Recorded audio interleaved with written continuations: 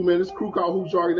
They've been getting at it, man. They the ones that's gonna grill you, man, because they majority are all Houston people. So that's shout out to Hoop Jargon. Man, I'm here with my man with Hoop Jargon, the best in the game, man. And you know I only live selected few in my circle. And this is the real dude right here. We gonna get down with the get down.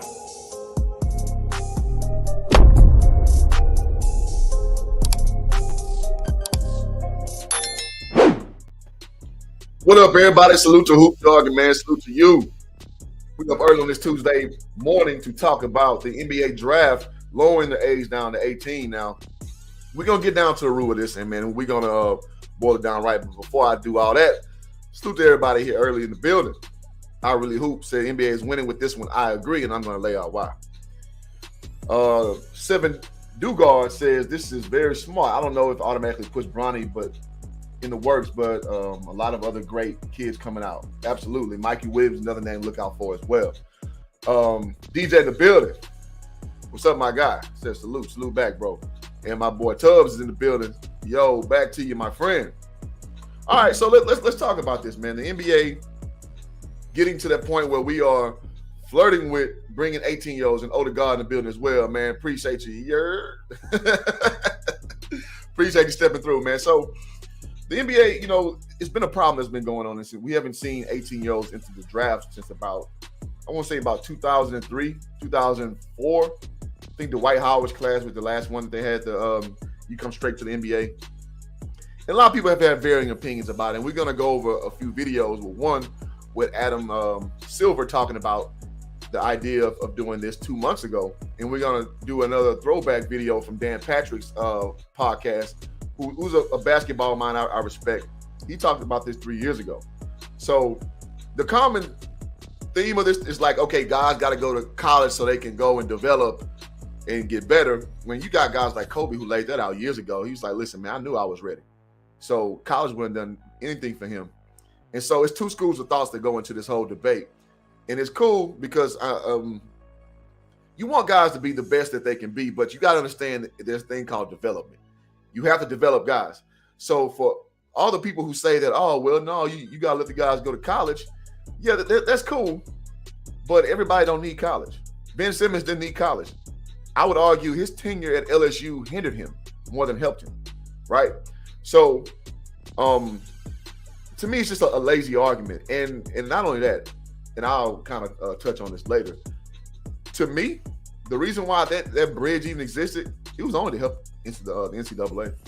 That's it. Those one and done guys, it just was to help the NCAA. Now, I don't know if the NBA is in bed with the NCAA, proverbially speaking. I'm not sure what kind of agreement they have, but something, common logic tells me it's something. So I don't know which separate, but we'll dive into all that. And salute to Kevin Pryor in the building. Salute back, bro. Good to see you. All right, so let's do the first video. So we're going to talk about, so we can get to the crux of this.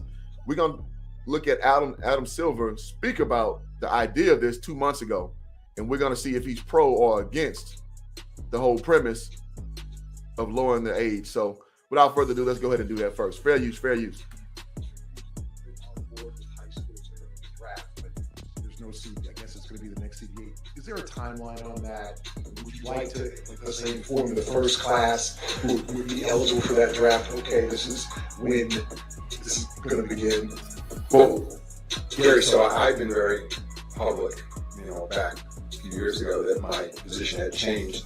So when I first became commissioner in 2014, I had talked about raising the eligibility age to 20, and over the years I've been convinced, because of a lot of societal changes, now most recently change in NIL, etc., that and listening to Condoleezza Rice and I'm gonna say this off rip. It shows that Adam Silver is good at pivoting, and the NBA has actually been marvelous at this.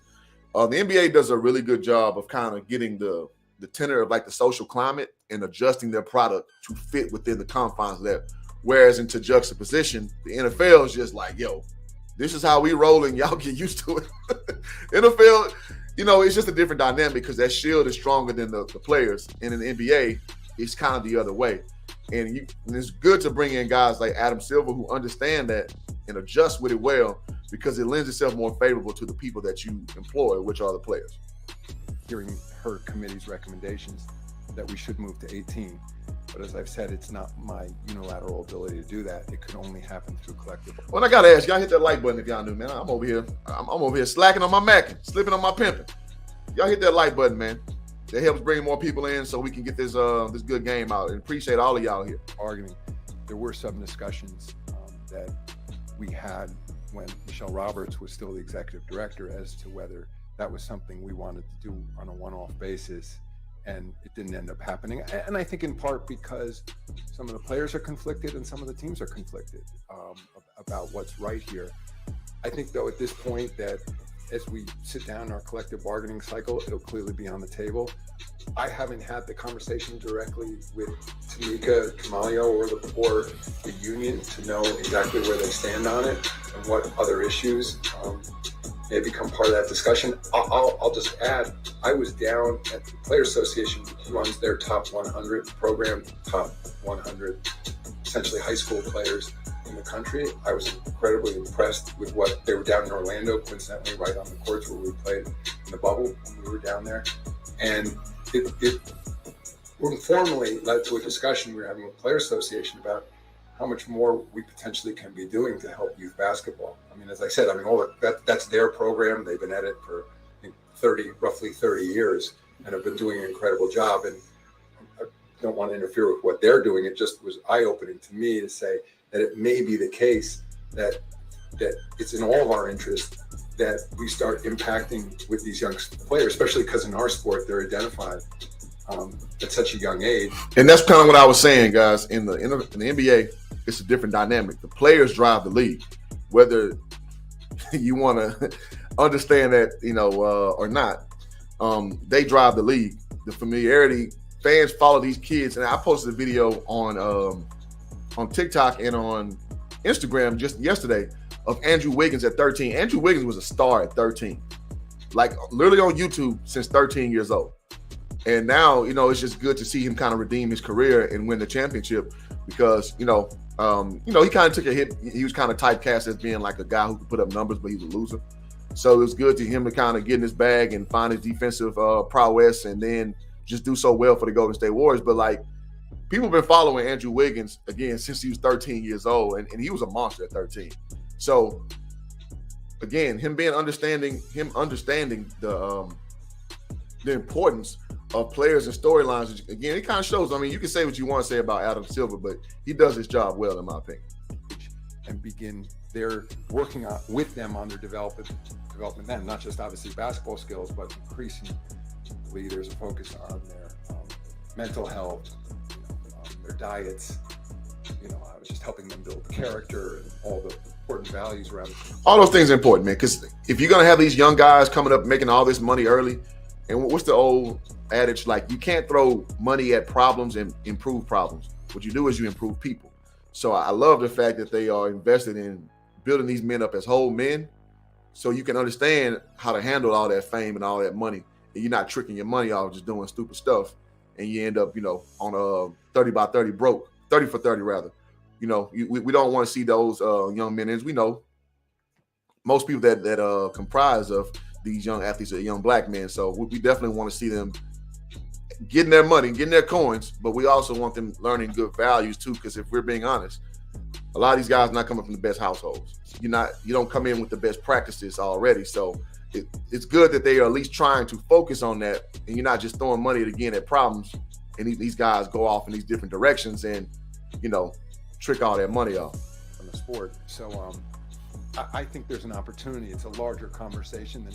All right, so I think that's enough on that. So as we see, Adam Silver is clearly in favor of lowering the limit, and I know everybody's been going crazy over the last day, and so it's a good sign that the commissioner is pro that position, because you definitely want guys. You want the vision to be overlaid by the person who's overseeing everything. And shout out to Jonte Gray, says you hit that like button for sure. Appreciate that, bro. Kevin also says most of these kids at least 2 years of college. I understand with generational wealth and get the bag, but I'm sorry. General wealth, get the bag while you can, but most need to develop on and off the court. Well, I'm with you with off the court development, but I'm also with the school of thought that there's a thing called injuries happen. So when injuries come into play, I mean, listen, man, you can have all good, well intent, but proverbially speaking, society's gonna ball you up and throw you in the garbage. If you want A, healthy like you used to be, or B, let's just say you just have a bad college development time. I'm more of a school of thought that if a young brother is ready to go, let him make his money right then, because nothing is guaranteed, nothing is promised. One kid that actually permeates the most with me is Seventh Woods. Seventh Woods was like a dude, like one of the guys in his time frame. I want to say this is like 2013. This dude went to college. His stock plummeted to hell. And I don't even know if he even finished up averaging double digits. But Seventh Woods coming straight out, he would have got a pro look. So I'm good with him going straight to the league and getting his money, man, because at the end of the day, I'm not sure what the brother's doing right now, but I know his opportunities are not as mass as it was 6 years ago. I know that. So, again, I'm going to ebb towards more of young black men getting the opportunity to go and make more money than they ever make in their life than college just being this end-all, be-all. And again, this coming from a guy I played Division I basketball, so I understand how valuable basketball can be playing in college, but to me, it's not the end-all, be-all, man. There's a lot of stuff you can learn in camp and with the right trainer. And if you get drafted in that sub league, playing in the G League, I don't think college is necessary. Me personally.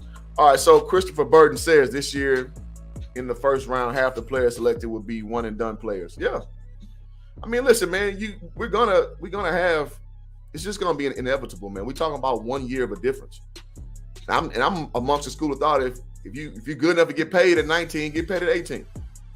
You can do everything else. And I think Dan Patrick is going to crystallize my point when I play this snippet. And we're 15 deep, man. Y'all hit that like button, man. Subscribe if you're new. Appreciate having you. My boy Sub-Zero in the building says, yo, man, stick around, Sub. I'm going to open up the panel in a little bit. And if you guys want to talk about it, if you don't agree with me, no problem. Come up here and we'll talk about it. Rap God Reload in the building. Says, salute Hoop Jargon, man. Salute back, bro. Good to see you, man. Good to see you. All right, so let's go to this video with your boy. Oh, also, you know what time it is, man. If y'all like what's going on here, man, you know I have my goal of contribution to the show. I just put it very low at 3, man. So we get 3 contributions to the show. If you like what I do over here, I'll appreciate that. No, we got 0 contributions, so we're at 0 right now. So if anybody wants to drop something on the bucket, $1, it don't matter. Whatever, just show you appreciate what's going on. Because y'all know I'll be on these panels. I always drop something to y'all. Because it's not easy doing this YouTube thing. It ain't easy. Sometimes you just don't want to do it. So let's see if we can get that to 3 contributions rather for this goal. All right, moving forward. And you can hit me via Cash App, you see on the bottom, or on Super Chats as always. All right, so let's do a share screen. Let's go talk about. Let's see what Dan Patrick had to say about it. If you want to contribute, man, you can hit the Cash App, or you can do a Super Chat on here. So whatever one, Marcos, I appreciate you, my guy. And it's scrolling on the bottom, man, if you need to know the Cash App. Uh-oh. All right, so let's go. Dan Patrick, let's share this screen. Let's see what brother Dan Patrick got to say about it. So again, this is from 3 years ago. So this is his take, and we'll do about half this video, but we'll kind of see from his perspective what he thinks about lowering that age from 19 to 18. I want to know if you go into, let's say you come out of high school. Fair use. And you don't get drafted, but you've hired an agent. Like, I don't know how any of this works. What if you go into the draft and then you decide that, okay, I got drafted, but I want to go to college for a year. Could you put my money in escrow?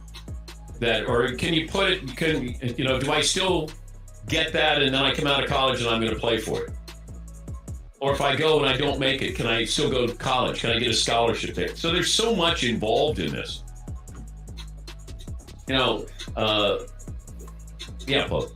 Going back to 2001, 2002, the NBA used to be high schoolers could go pro. Then I think it's 2001 was the Kwame Brown draft, Tyson Chandler, Pau Gasol, Eddie Curry. 3 of the first 4 picks were 18 years old. And it was, I think, a shock to the system. I don't remember the reason why it switched back to you had to go to college. But the 2002 draft, Yao Ming, Jay Williams, Mike Dunleavy, Drew Gooden, Skidishvili, again, all college players and 1 foreign player. Do you remember the? And listen, and to the point is, You just can't tell me that the NCAA didn't step in with some handshake agreement with the NBA to shut it down. And I don't care what people say about this. You're messing up the talent level of the league. Well, damn it, let the older players play another year for that bridge year that you claim that the guys need for college. If that's the case, let an old guy get another contract, put them in the G League, and let them develop. But let them earn their money while the money's to be earned. That's going to be my point the whole way through. The reason, or was it just an uproar of too many high schoolers, like the NBA didn't want to babysit? I don't think they wanted younger players that weren't polished, and I think that's the company line. That's the company line that you want guys to be pure in their essence. But he actually is going to walk this back, which is funny. But that's always the line of to just kind of cut the head off this discussion. But it was the same line that people try to use against the NIL, and now that bullshit don't work anymore. And by that, I mean, people were saying that, oh, well, if you pay kids, schools are going to start cheating. Well, newsflash, schools have been cheating already. They've already been paying for players. They just do it in a surreptitious fashion. Now it's like you can use NIL and go get who you want, i.e. Texas A&M, right? So it's going to happen. What's to be done is what's to be done. And these purity arguments, they always fall on deaf ears with me because it's always a workaround. And the workaround normally does not benefit the player. That's the funny part about it. that's what you were getting. So you had 18-year-olds and, you need adult supervision. I mean, imagine an 18-year-old making money, traveling on the road. Hey, what could go wrong here?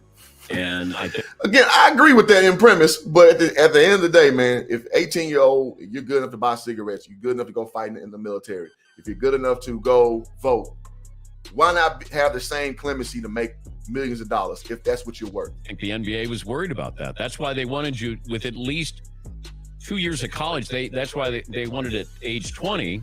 So when you came in, you had a. And let me say this. There's not a big jump from 18 to 20-year-olds in the F-ups that they do. All of them are F-ups. All of them. You're pretty much an F-up till you're about 25. So, I mean, this semantics game, it always going to miss me. It's going to miss me every time, man.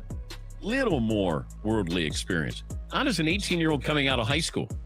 So what? And that, I think the NBA was, and plus you're taking away jobs from veterans as well, if you're going to bring in the younger kids. But I do think they should have that opportunity to play right away if that's what they want to major in, if that's your job skill. So he's about to turn on his own logic, which is the right answer. So maybe he's, I mean, Dan Patrick is a lifer, man, doing this. So, obviously he's getting a start with ESPN. He defaults to the company line, but now it's almost like he's coming to a realization with his own argument. Like, okay, this is some bullshit. And you want to be an apprentice and you want to go to the NBA and learn. Okay. I mean, I'm not shedding any tears if somebody goes to the pros and they fail. Agreed. So just that you have the right to go earn, you got the right to go lose. You got the right to fall on your behind too. Those things come together. So I'm with that school of thought all the way, man. It's called accountability. It happens in all walks of life. Absolutely. But I think we all benefit by the one and doners. We may not like it, but would you rather have had Carmelo Anthony playing or Zion Williamson playing for 1 year or them not playing? I mean, the fans would. Absolutely. I would. Like Kobe Bryant went right to the pros, but we've had Kobe before, and he said he probably would have gone to Duke. Now Kobe averaged, I think, 9 points a game, 7 points a game for the Lakers. Would you rather seen Kobe as a rookie with the Lakers or Kobe play 1 year for Duke? But Kobe also said, he said that there was nothing the college game could offer him. So it's always weird when you get these half-hearted comments like that. Oh, well, Kobe didn't have a great rookie year. So be it. He came to a loaded team playing behind Eddie Jones. He wasn't needed yet. He learned, and they just use a word called apprenticeship. That's what Kobe went through. He literally went through being an apprentice to learn how to be a top-level shooting guard and became one of the best ever. It destroys the whole logic. He put his work in, ladies and gentlemen. Took him 2 years to pretty much redshirt or quote unquote do the college experience, but he did it on the bench of an NBA team and he became one of the best. You could call him the second best shooting guard of all time. You're destroying the whole logic. Golly, man. You're destroying the whole logic. Here for Duke. Exactly. Yeah. Zion Williamson would have been really fun this year on the Phoenix Suns, averaging 14. I agree with that. Nobody would have watched it. This was 3 years ago, though.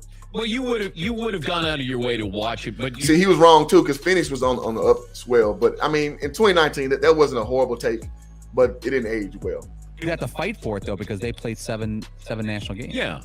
But you could, with DirecTV and the League Pass, you can get all thank you, those sir. games if you want to. Thank you, sir.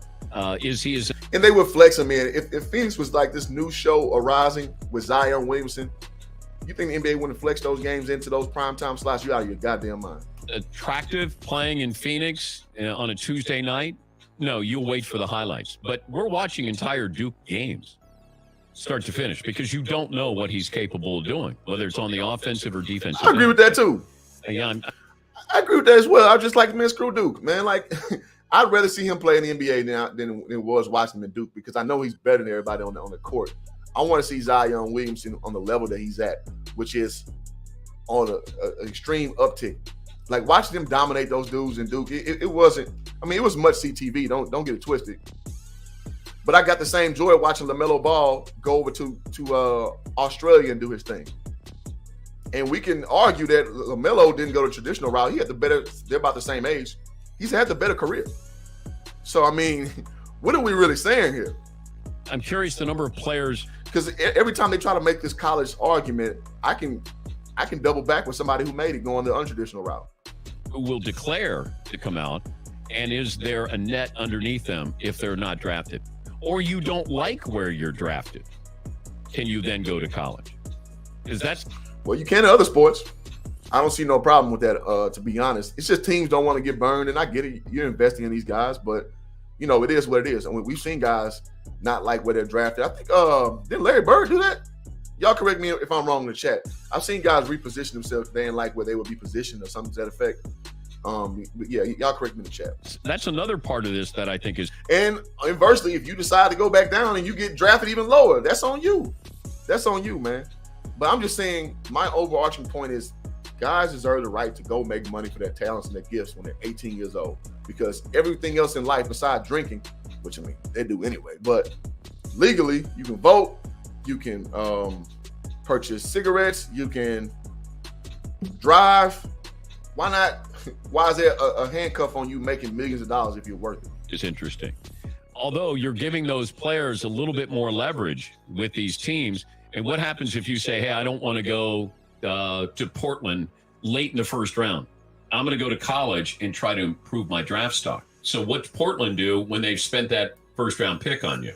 Well, Portland should have asked him what his motivations are. Are you happy with being this? And then if he shows that he is floundering on that, then you don't draft him. That's what you do. Or, no, yeah, that's about it. Yeah. So you don't draft them. You do your work. You do your job, and you scout these players out, and you figure out what kind of people they are. Do your job. So there's a lot of unanswered questions here. All right, so we'll leave it there. So I thought that was a great little segment talking about the opportunity again 3 years ago for the draft. And we're 17 deep, y'all. So you guys, please hit that like button. Again, we're trying to get the contributions up to 3. See if anything going, the Cash App popping. Not yet, no problem. All right, so let's go ahead. And so now let's shift the conversation. So let me catch up with some of these comments. You guys going hard down here. I appreciate y'all. All right. Boom, boom, boom, boom, boom. Yeah, like Rap God says, Super Chatter or Cash App is always appreciated. Christopher Burden states, Zion Wilson, Ben Simmons, and Kevin Durant are perfect examples of players who had no business in college because they were ready to go. There you go. There you go. I'm not going to lie. I'm a big UT fan. It's always funny to see Kevin Durant represent UT because from a geographical standpoint, it makes no sense he went to UT. So, again, we talked about cheating. Somebody laced somebody's pockets for Kevin Durant to be at UT because it just made no sense. little sidebar from that conversation piece. Rap Guy also says players should be able to be drafted at least 18 or older. They need at least 2 or 3 years of development in college. She said should or shouldn't? Correct that for me, my brother. Kevin Pryor says baseball does that. Players can be drafted and still go to college. Yes. And baseball makes a lot of sense with that. And I think that's the analogy I was making, that you can draft, but you still can go play. Let's see. School's been exactly. Worst kept secret is school's been cheating. Stop the cap, man. The league is trying to get younger. This move is going to push even more vets out of the league. Hey, man, so be it, man. I'm a big proponent for the best man up. So if the younger guys are where it's at, bring the young guys. If the older guys where it's at, let the older guys get their run. I'm with the best man for the job. Between Game Sports in the building. Let's get it, man. Shout out to my guy Between Game Sports. Y'all go follow him on his side of the world. Great information, great content over there. Kevin says facts.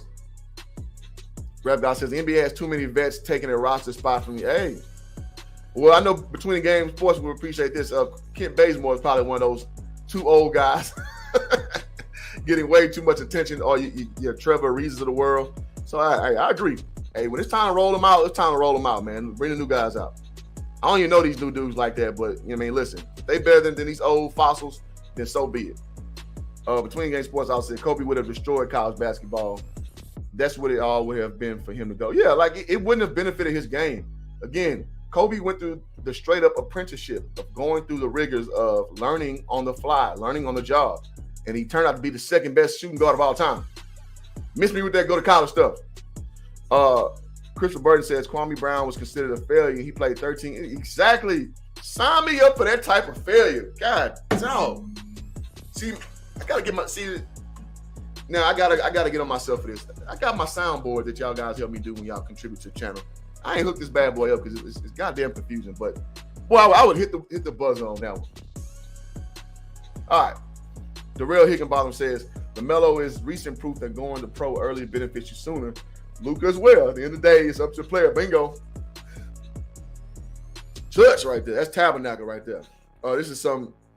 There's some NBA who call Wiggins a bad player. Yeah, they did. They did call him a bad player, and you look silly right now for those people who did that. Yes, Bird drafted you early and went back to the internet. Yes.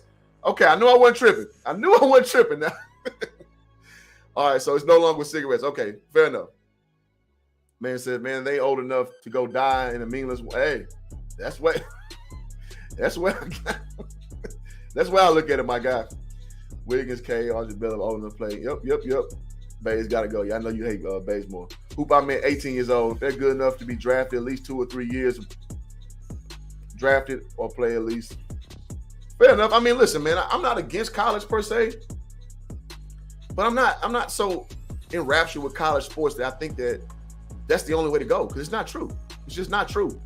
Again, being a card-carrying Division I former athlete, being a former Division I coach, who I have very strong relationships with Division I coaches, but I tell them the same thing I tell y'all here on this platform. Like, listen, man, the kid good enough, and they'll say that too. If the kid's good enough, let him go.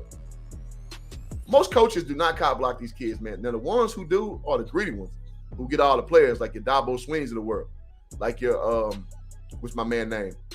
Your Nick Sabans of the world. They're power hungry. So you want to keep the paradigm how it is. You don't want guys to have mobility. You don't want guys to have NIL deals because you want to control everything.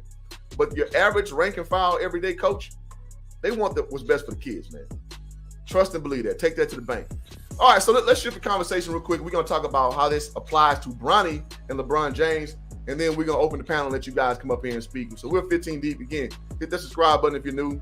Hit that like button as we go on. So now, this talks about, well, the discussion per the subject matter of the thumbnail is if Bronny is available, well, is this going to kind of increase? Because, you know, the NBA is in bed with LeBron James. I mean, if you guys don't know that, y'all need to know. You need to know. When that happens, bro, like you have to, I lost my train of thought reading this comment. I lost my train of thought. Well, we'll see what Bronny shakes out as far as actually being I'm sorry, I was just talking about how he was in bed with the NBA. So maybe this is a ploy to get his son in earlier because, you know, LeBron ain't getting no younger. He's 38, I'm 37, so I know the body just don't work that way no more. So we're going to explore the opportunity to just accelerate Bronny getting to the league while LeBron still got something left in the tank. Let me read this comment. I thought it was a very interesting comment. So for every Kobe Bryant, there are 10 Shea Cottons. There'll be a few able, but a bunch of to get bad advice and not even make. Golly, man, this space is so bad. I feel like I'm reading Who's Gonna Find Us. Okay, for every Kobe Bryant, there's 10 Shea Cottons. There will be a few that are able, but a bunch will get bad advice, not even make it, then go back to college. Well, yeah, it's funny. Shea Cotton has a real good biography called Manchild. So check that out, guys, on YouTube. Shea Cotton was a beast. And one of the people who was actually on it, speaking about how good he was my guy, Dane Irvin. Man, Dane will actually be on the show this weekend. So this Thursday. So we'll do a show, and Dane Irvin, who's a scout for the Phoenix Suns, he's on the documentary about Shea Cotton. I actually sold a bed to Shea Cotton's baby mother, I believe, because she told me about him. I live out here in California. I was like, wow. So it's interesting you brought him up. Yeah, it's going to be a Shea Cotton situation, but who cares? Who cares? it comes with the territory, man. Not everybody is going to swim, man. Some people will sink. Older guy also says everyone want to join the NBA, NFL, don't want to develop no more. Watch, in my opinion, hurts the league, lowering the age. Well, I don't think so, because the reason why I don't think so is because if you have the aptitude to do so, you're going to do it. And if you don't, you won't. There are plenty of guys who come through the college ranks and are horrible next level. Damn near unusable. One I like to, I hate to pick on him because I thought he was so good in college, is Julius, what's my man? He went to North Carolina State. Julius Hodge. Man, he killed in the tournament. Did his damn thing. Did nothing in the NBA. Adam Morrison was supposed to be the next Larry Bird. Did nothing in the NBA. So, it's a mixed bag of results at best. So, if that's the case, I'd rather young brothers get an opportunity to make that money quick. Make that money when you're at the apex of your value. And I'm not going to back up off that. So, okay. So, let's look at this article. So to investigate real quick if Bronny is going to be even a viable candidate, we got to investigate if he's even on the radar. So let's check this out. So there's an article on SI.com. Says young James already signed a major NIL deal. He's regarded as one of the top prospects of the class of 2023. But what is he ranked nationally as he begins to look at college as part of this year? According to 24/7 Sports, the composite ranking, which compiles ratings from various media outlets, James is ranked number 34th nationally, 6th in combo guard recruits in California. He is noted as a 4-star player. However, 24 Sports alone has him ranked lower than 52nd nationally, 7th in combo guards in California. James hasn't received any official offers from colleges yet, but those will most likely start appearing once he begins his senior year at Sierra Canyon High School in the fall. Right now, James has shown interest in the blue blood schools like Duke, Kansas, Kentucky, and UNC. Regardless of where James lands, potential path like yada, yada, yada. So, I got to say, first off, Rip, I just don't see him. I don't see him getting out of burn these places, man. I may be wrong. And salute to our first Cash App on the board. Appreciate that, man. Appreciate that. Let's update our goal. So our goal is no longer. What am I going to do? So we got 1 out of 3 of our goal. Appreciate that. And as you know what goes on this channel, if you donate to it, I give you a little treat. You get that dollar bill action. Money. Yeah. Money. Yeah. Appreciate that. So that's going to be from Stanley Miles. Well, I'm sorry if you didn't want your government. So I got to get better with that. Appreciate you, Mr. Miles. Appreciate you putting something on it. All right. So as we go through this, so we're investigating. So basically, he's ranked around anywhere from the 30s to the 50s overall. Now, when you factor in the international guys, doesn't necessarily bode itself extremely well. So that probably shakes out to about a low first round, low second, to mid second round pick. Depends on how the hype train goes. So we're already talking about a kid who's kind of like a fringe drafted guy. So let's put it in proper context. Now this other article I'm going to show you guys, it shows where his draft potential is. So just so we can again set a realistic backdrop of where he can potentially go. All right, so let's do a share screen. Let's do the second article. I need a program manager, man, so I can go through these articles a little quicker. Appreciate y'all bearing with me, man. Y'all hit that like button too, man. That's free. Don't cost you anything. Appreciate you. All right, so current projection on where Bronny James can be drafted. Now, this is from USA Today. So I try not to pull up articles like just from anywhere because it's so much speculation that goes out. So I try to keep things nice and tight. with reputable articles. So, so as it states, LeBron James' son, Bronny James, is garnering more interest as a viable prospect, not just in the college ranks, but also the NBA level. He is entering his senior year at Sierra Canyon High School in San Fernando Valley, and soon will mull offers from prominent NCAA programs. After the younger James plays 1 year college basketball, he'll be eligible for the draft. Already, people around the league believe he could go as high as late in the first round. And this is via Lakers Daily, which is going to be a quote. A new report indicates that Bronny James' son, why do you always preface it? Like, just go into it. Like, they always say, oh, son of LeBron James. Like, just get into it. Damn. So he's currently projected to be taken late in the first round or early in the second round of the 2024 draft. On the Wine and Gold Talk podcast, co-host Chris Fedor indicated that the younger James could elevate his status with a pair of strong seasons both in high school and collegiate levels. I agree with that. Both accounts, everybody I've talked to around the NBA does this for a living. Scouts this. They talk about Bronny as late first round pick, early second round pick type of player, says Fedor. Now, that could change. He could have a great season this year in high school, and he could go somewhere to college and have a great freshman season. Then the status quo changes. There we go. All right, so we said backdrop. So as it stands here, Bronny is a fringe first-round guy, probably a second-round pick. So this is not going to be a force changer of a guy. Now, when it was projected out when Bronny was like 10, 11 years old, people thought he was going to be a surefire number one. Now, he only grew to be about 6'3", right? So obviously he doesn't have the genetics. That's Bryce, the younger brother, who's probably more closely genetically gifted from his father. If you look at Bronny, he looks a lot more like his mother, and he's kind of built a little more, not like LeBron James, if that makes sense. So those are the prognostications as it stands. LeBron's elder son won't be good at the NBA level. I don't disagree.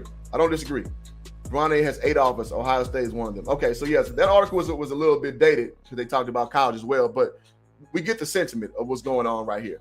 So with that being said, Bronny, he has a lot of options. I just don't necessarily think the NBA is one. I got to see him play his freshman year when they played against Duncanville High School down in Dallas. And he was a freshman, so to be fair, I just didn't see NBA at all. I didn't see NBA. I barely saw D1 basketball player, but he's grown. He's gotten a lot better since then, so times change. And like the article said, he has times to build his profile, which is true. The young one, exactly. So Bryce will be the better one of the two. I agree with that wholeheartedly. And if you watch him from a stature standpoint, if you watch him from a skill set standpoint, it's not even close, in my opinion.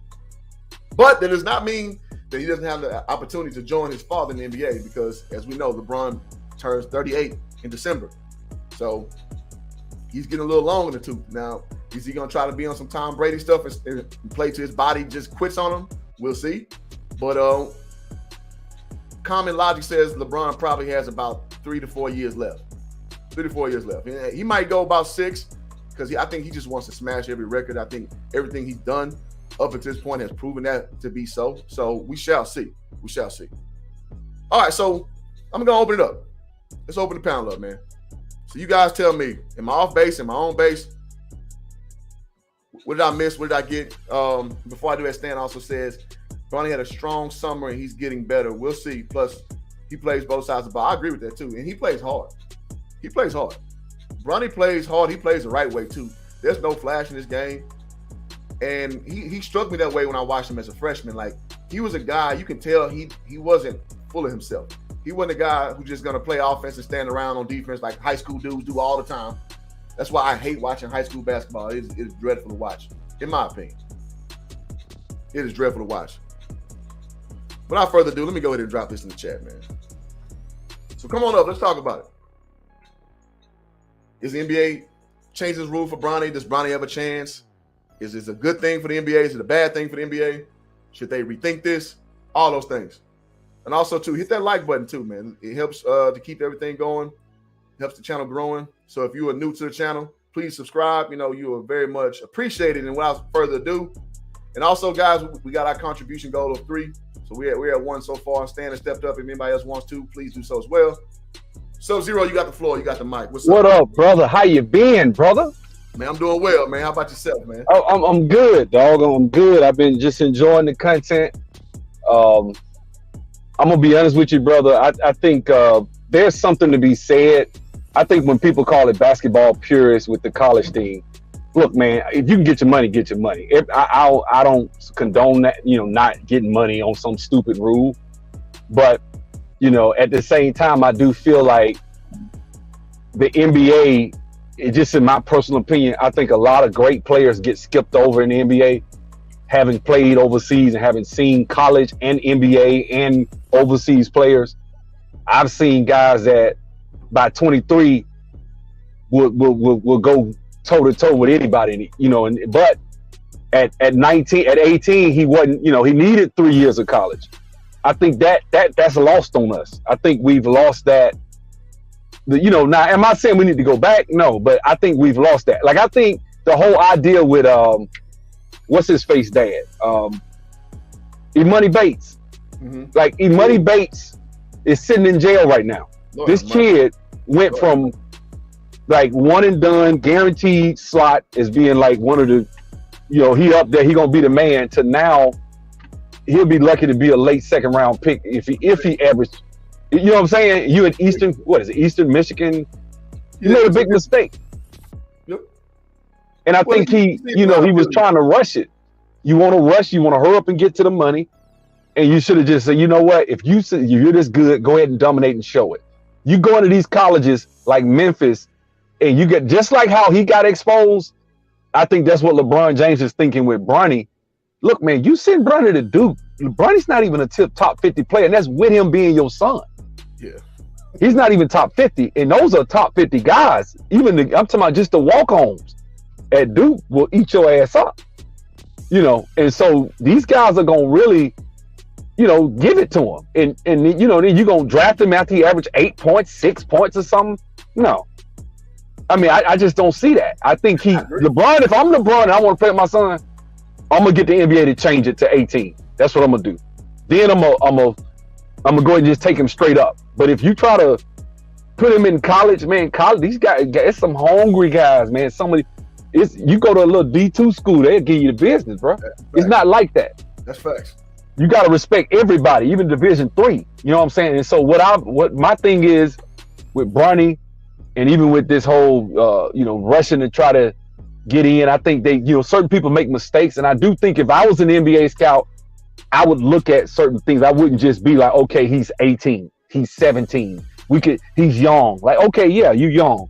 But I'm sorry, I don't think there's too much of a difference between 17 and 20 as far as, you know what I'm saying? I think there's a big difference. What I'm saying is if you get 2 or 3 years, 3 seasons in college, because when I came out at 18 compared to what I was when I played college basketball, 2 different people. Same here.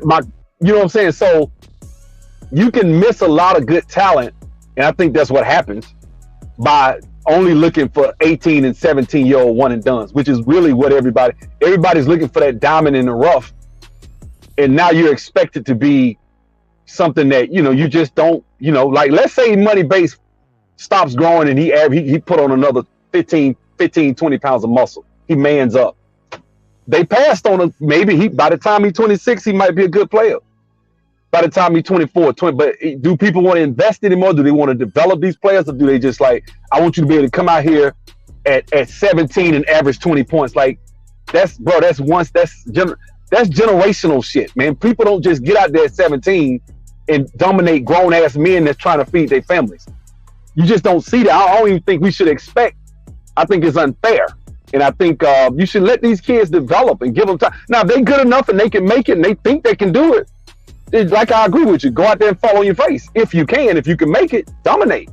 Yeah. But a lot of them can't. And that's the thing. And it's like Imani Bates thought he was better than what he was.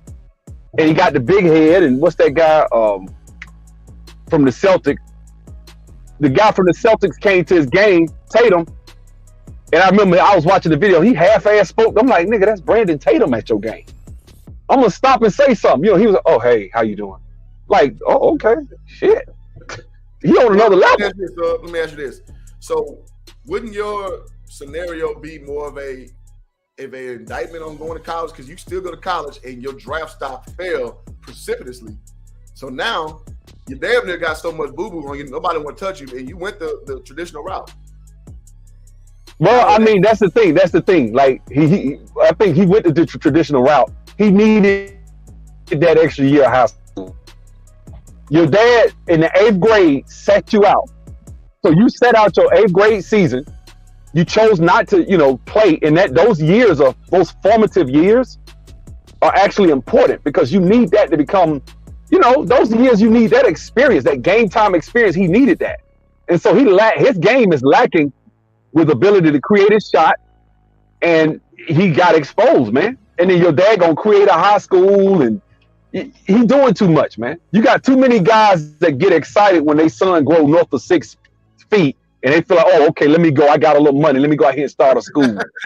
Instead of saying, look, I ain't saying start a school, but if you that concerned, take him to a little private school where he gonna get a lot of experience in the 8th grade. Be hands-on. Yeah, be hands-on as you possibly can. Yeah, you gotta have your kid at no big 6A, your big gigantic school with 2,000-3,000 kids. But at the same time, you can put them somewhere, let them develop, and let them crawl before they walk. I think this rush to get the $1 million checks is really kind of, you seeing kids getting lost to the wayside, worried about the NBA so much.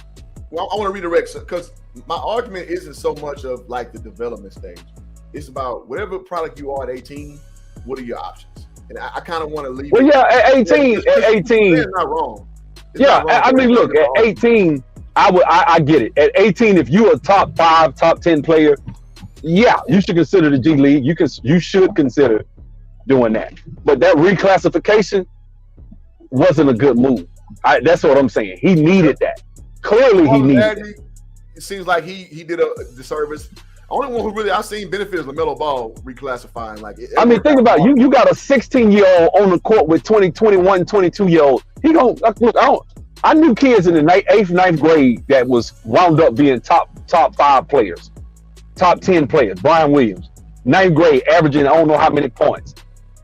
But if you'd have took Brian to Alabama State, HBCU, they would have ate his damn lunch. Yeah, I agree. And he wound up being a special talent playing for Alabama. But you can't put players in these situations. Look, and I'm all for getting your money, but I think sometimes people, they see dollar signs. And I think LeBron, it ain't about the money. LeBron is about, okay, I'm the only man in history that played with his son. Okay, cool. Yeah, his legacy is, okay, you need that because you don't have what Michael Jordan have, so you want people to say you're better than Michael, so you're going to try to, everything he can get, every accolade he can pick up, a little cheap. And I think it's cheap accolades at this point because it's like, okay, you played 20 years. So that cheapens it. If you was in your 14th season, about the problem, okay, this guy here legit. But anyway, I ain't trying to go into LeBron. The point I'm trying to make is LeBron James, if I'm trying to play with my son, you better not let him go play college basketball. If he ain't the best player in California, he damn sure don't need to be going to Duke. If he's the 2nd, 3rd best player in his own state, don't go to Duke, man. Don't even go to Duke. 6'7", yeah. So I kind of agree with that. But Chris, I want you to go ahead. You're making the faces. Go ahead, man. What you got? Man, then Kev, we're gonna pass the mic to Kev after that. So go ahead, Chris. What you got, man? Man, look, if a player is good enough, if you project to say top 10, come out of high school, let them go, man. All this about the develop, they develop in the pros, and then it's just a matter of putting the work in. Because at that point, you just playing basketball for a living. That's it. Yeah, I agree with you. I wasn't disagreeing with him at all. I agree with you 1,000%. I was just saying that I think there's this, okay, at 18, I can tell what you, and I don't think you can do that. I don't think you can look at a guy at 18, 17 and say, okay, after 3 years of college basketball, you ain't going to be good enough. Because if you wasn't in the top 10, it come like, no, that's what I'm saying. Because if that's the case, Ray Allen would have never made it to the NBA. Danyell Marshall would have never made it to the NBA. Yeah, but the league has changed. Most of the players drafted now in the first round are one and done players. So I agree, but genetics hasn't changed. Our DNA hasn't changed. Genetics hasn't changed. And what you are at 18 was the same thing you were. Those kids back in the day were the same thing. It's just developed. And look, I think we're saying the same thing. If you're a top 10 best in the country player, then yeah, I go ahead. If they're gonna draft you, go ahead and get your millions. But I'm just saying, if I just said for the scouting, I wasn't talking about getting drafted. I was saying for the scouting, if a player you can't, and I've seen guys, I've spoken with people, and they say, oh yeah, if you're not at this level at 18, you'll never be. And like I said, you can never know what a gym rat, like Latrell Sprewell was a gym rat. We didn't know what Sprewell was going to become. Nobody knew what Sprewell, but he worked at. He loved to work out. He loved the game. And so, and look at what he became, like a poor man's Jordan. In his prime, he really was. Agreed. And well, let me get Kev. You first to the channel, my brother. I want to hear you speak up, man. So you got the floor, man. Well, pleasure to join you, brothers. I think everybody is correct, and I think obviously when you think about players at a young age, they deserve the right to have that chance. And you mentioned it earlier, you can go fight for this country, if you can go vote, if you all the things you're as an adult you're being put on as 18, and you should go ahead and make a living. But the reality is that everybody's not ready for that. I mean, I can rattle off a bunch of names, Coleon Young and Omar Cook, a bunch of guys that get bad advice because they dominate on a high school level, or they have a great first year of college and they leave because of that bad advice, because everybody's in their ear. And again, 18 years old, talent-wise, there are players that can compete. We know that.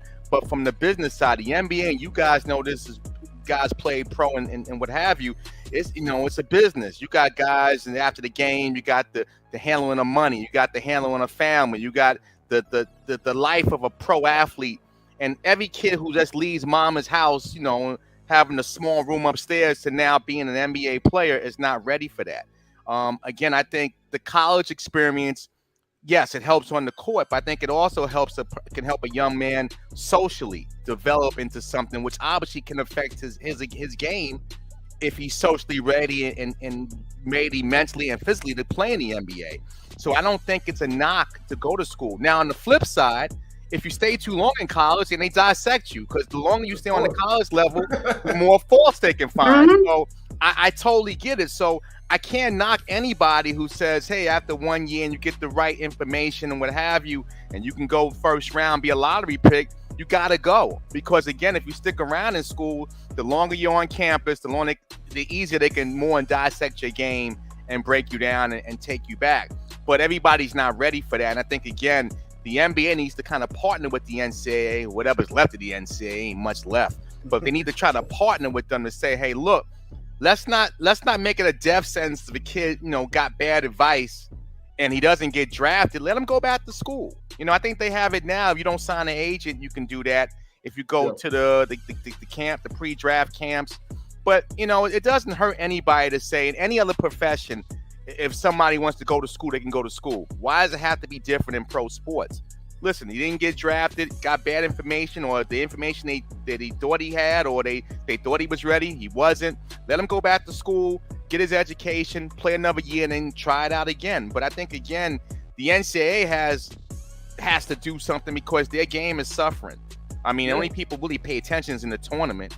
Yeah. And, and now with the NBA having the G League, some of the top high school players just go play in the G League, and obviously be around that NBA environment and just get ready to get drafted the second year. So they go to 18, that kind of destroys the G League. It just puts the players in the league. But I don't think there's anything wrong with going to college, at least for a year or two, just to develop mentally and physically. Well, let me add this. I thought those are all great points. And the thing I will crystallize it with is this. There's no guarantee in nothing that you do. So let's say you want to go to college first because you got bad information and that's the best way to go. What happens if you break your ankle? What happens if you have this debilitating injury? What happens if coach don't like you? Then you get cut. Like, it's a 1-to-1 renewable scholarship going playing Division I basketball. It's not 4 years like people say. No, one every year. And so for, and you guys are right. There are a lot of casualties that go get paid and they fall on their faces. But there are so many that you never even heard of because it couldn't even get off the ground because of stuff from college. Like, it's just so much. It's so many things that you can get tripped up in college, and you're done. Like, but again, the one thing about it is that there's not a lot of jobs in the NBA, right? So when your window is as wide as you jump through it. But if your window is cracked and you can't get through that window, then why jump through it? Because once you jump through it, it might not be a safety net for you. Because again, if you leave to go to college, go to the NBA early, and you're fighting for a position, or you're a G League player or a two-way player, you might not get the shot ever again to make a roster. Again, there's so many guys that we know who have played on college level and were great at college, the Ron Bakers of the world, and so many other guys I can name, that once you get to the league, kind of hang on because of potential, doesn't mean that you're gonna actually make it in the league. Sometimes you got to come out the oven when the cake is ready, and if the cake ain't ready, and even when you are ready, a lot of guys are getting 4 or 5 year careers and it's over anyway. So what are we talking about? Not to disagree with you. Career. That's a great career. Well, that's what I'm saying. That's what I'm saying. 5 years is a good career. That's what I'm saying. I know a bunch of guys that got 2 years and were gone. But that's what I'm talking about. It's very difficult to, and then on top of that, it's so much that has nothing to do with you. That you could be great, but if you not tall enough, if you not whatever, fill in the blank. You could be a great guy that could get the ball and average 30, but they need you to be an assist guy. Mm-hmm. Great guy. I remember that older cat from South Carolina by the name of BJ Mackey. Yeah. BJ Mackey was a dog, but BJ Mackey was in the wrong era. They don't need, now he probably would have got a shot. But back then, you 6'2", point guard. Yeah. That's my era. Like, point guard, that's what they told me. It was over. Like, oh, well, I'm not a point guard. That's it for me. It doesn't matter. Dame Lillard he can do both, but Dame Lillard's a scorer, man. That's what he is. CJ McCullough is probably a better point guard than Dame. But those guys you don't get that shot. Those guys are not going to have that. They were at small schools, so they weren't. They weren't. Yeah, but that's I'm saying. How do we even get those guys shots? I want to see those guys that we've all been. If you a player, you a warrior. You seen a guy that was a dog and would never get a look. We've all got stories, and I think that baffles me. Like, I seen guys overseas when I was playing that would destroy. I remember this one guy. This guy was playing for, I think he was playing for somebody in the NBA. And I was in the gym, man. This dude named Pat played for like a school, Athens State. Most of y'all probably never heard of Athens State. No. Pat destroyed this dude. Destroyed him. I sat right there and watched it. Dude was scared. This is an NBA player. Scared. Could not check him. Pat won't get a shot. This dude played a good little while too. He wasn't no little 1 or 2 year guy. He was actually, he wasn't no 10-day contract guy. Right. But that's what I'm talking about. Those guys, and look, we all know those stories. A lot of guys get an unfair shake in this game, man. And that's why I feel like we as blacks don't need to put so much emphasis on running up and down the court behind a basketball. That's just my personal, you know what I'm saying? I don't believe basketball is the end all be all. We give our efforts in the wrong areas, but I think that's one of the things I talk to a lot of people, coaches, and they feel like, hey, if this guy's not this at 17, you're not one and done. You could be a senior. Like, watch the NCAA tournament. They're going to be seniors that are dogs, that got great numbers, won't even get invited to a camp. Won't get invited. And then you got guys that one and done. He averaged 8 points, 9 points. I'm like, how the hell this dude first round averaging 9 points? Because the draft is projection. It's really exactly more, right. Exactly. It's futures. Yeah. Well, I'll say this too. Dane Urban, again, he's a scout for the Phoenix Suns. He'll be on the show in 2 days.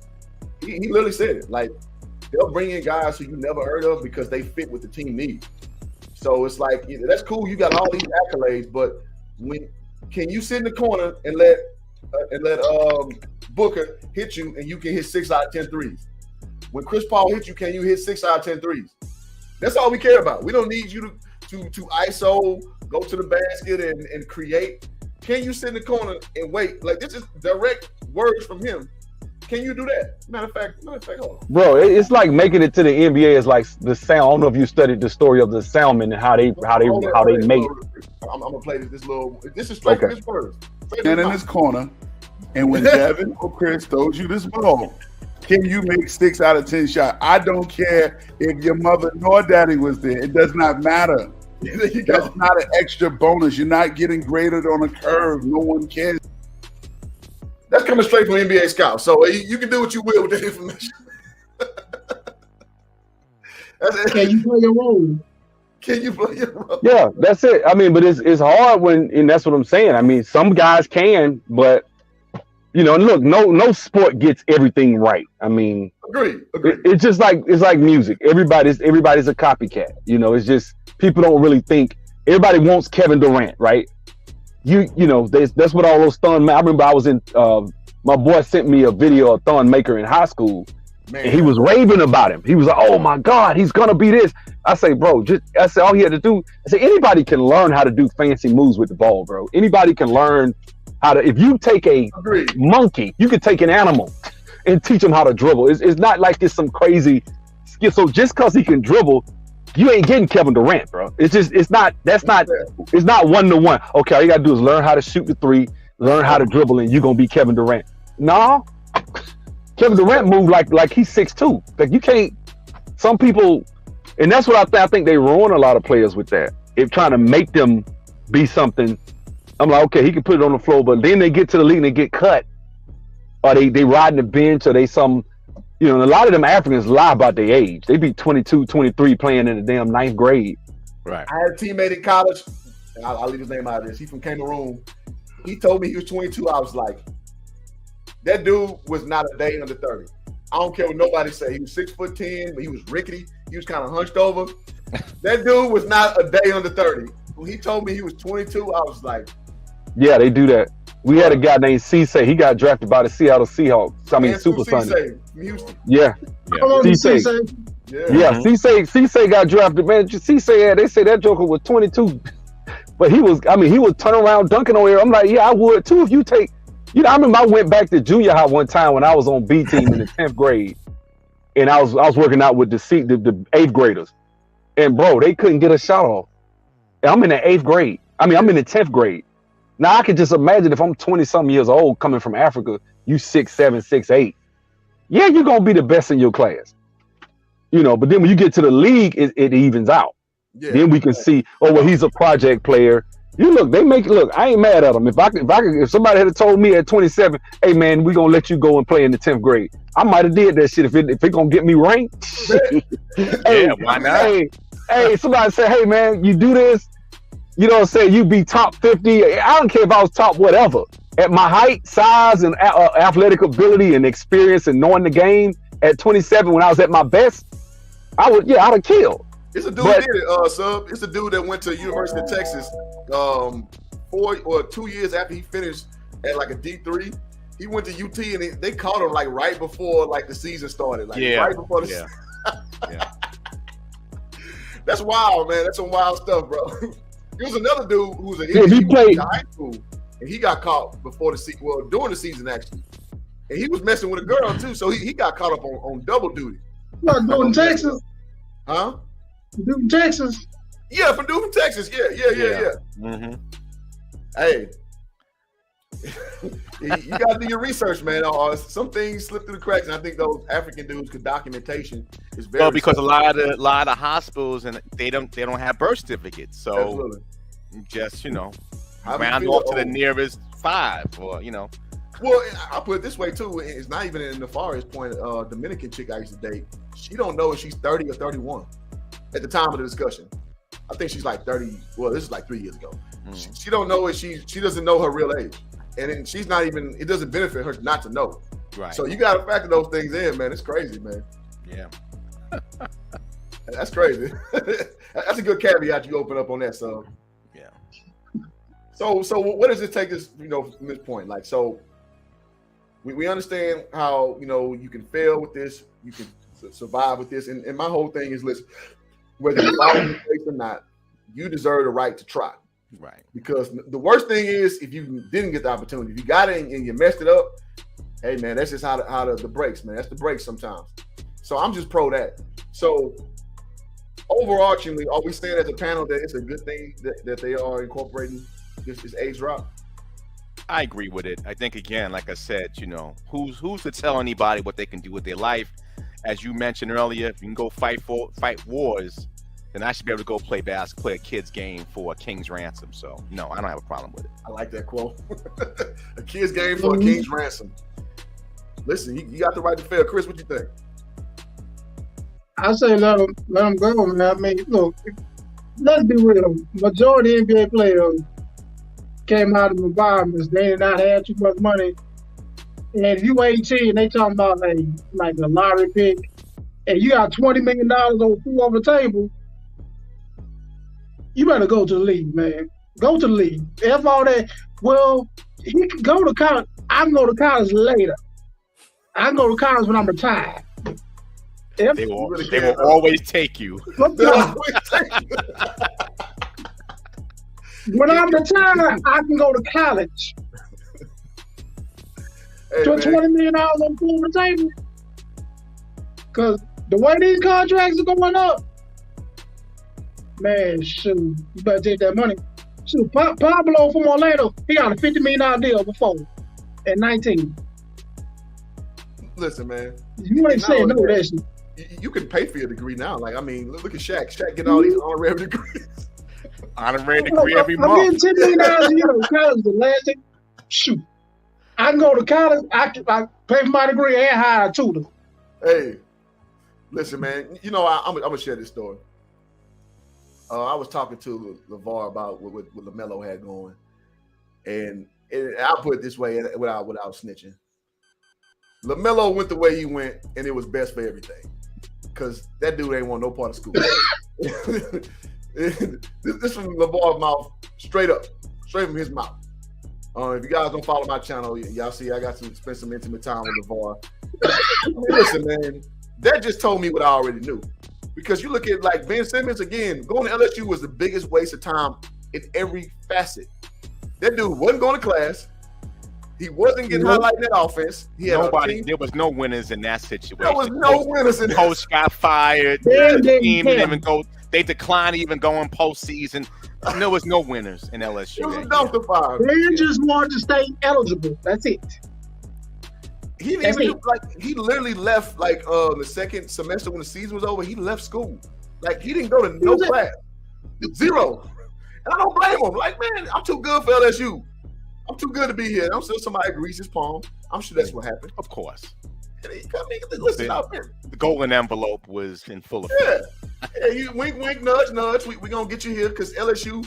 Now they recruited well, in my opinion, that team was just full of talent that didn't match.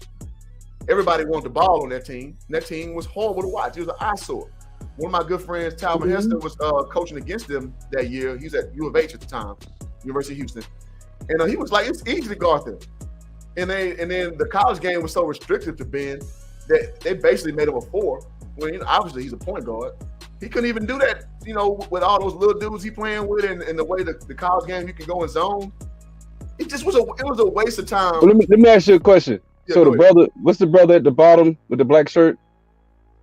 Oh, it's Kev. So he made a point about maturity, right? LaMelo Ball got a baby by a 30-year-old woman right now. She burned him. Is that true? From what I heard, allegedly. I don't know if that's true. That's what I heard. I read an article saying he got a baby. I heard about that, but I didn't see it come. Some Instagram chick done got him. I think sometimes, man, you know that maturity and exposure to conniving ass women might be, you might need to, give them. But then again, I mean, that's the only. I mean, look, if I'm LaMelo, I don't blame him. I'm not saying skip the money, get the money. We all agree. But one of the problems that you do have to face is like the other kid. That kid got posted out at college by Brittany Renner. What's her name? Yeah, PJ Washington. Yeah, she got him. She went to the game, and I ain't gonna lie. I mean, if I'm 18 years old, she's sitting. I'd have tried to break her back too. I'm just being straight up. At 18, I'd have tried to beat the brakes up off her ass. I would have. Wasn't Sarah Jane a porn star trying to knock down the Harrison twins? I mean, this is nothing new, fellas. I mean, and you guys play ball, when we've all experienced experience. when you come to campus, they got the little hostesses that bring you. Listen, this is nothing new. It's just now social media has made it more easier to have the conversations and communicate. But this has been happening for 30 plus years, probably even before that. So nothing new. Well, that's why in He Got Game, that's why that scene was just, it resonated with so many people. He had the threesome with the two, white big old bosom girls. Because like that's what goes on. Like maybe not as sensationalized as that, but I mean, come on, bro. That's part of recruiting. We call them ambassadors. We had girls literally who would come and then be ambassadors to the recruits. So it can go as either just showing you to the parties, or it can be you be the party. It's I'm just telling you what I know, man. Up your ass? Oh yes. We say you from the hood. You see these 5 white girls? God damn. And throw it at the HBCU level, like they will go and show these dudes around, give them some, and they are compensated for doing that. I'm telling you what I know. I ain't saying no schools. I saw that. I'll keep all that out this discussion. Protect the innocent. I'm only telling you what I know. And Sir Tice joins discussion. Sir Tice, what up, bro? Testing. All right, we hear you. You got your YouTube playing too, kind of like. You hear an echo from me? Yeah. 1 second. Yeah. Well, while you fixing that, it's good now. You probably put it on mute. But anyway, like, yeah, guys, we trying to get this goal of 3 contributions. Stan and stepped up. If you guys again put a dollar on it, man. Super chat it, man. We're giving y'all that real hoop discussion over here. We don't no foolishness. We're up here cussing. We ain't up here saying crazy stuff about your mama. We keeping it succinct and keeping that discussion where it needs to be. So if you like what's going on, don't hesitate to put a little something on it. So I guess when Tice come back, we'll go back to him. But so yeah, I mean, I don't think that's. So again, with the LaMelo Ball situation, I don't know if that's true because again, the model name is Anna Montana is the name of the lady, and I'm not sure that was true because I asked some people around that and I couldn't get a good answer back. So I want to ebb towards that was probably a rumor. So I'll leave it at that. But I'll ask again around the people I know that know him. Tice, you back? How you faring?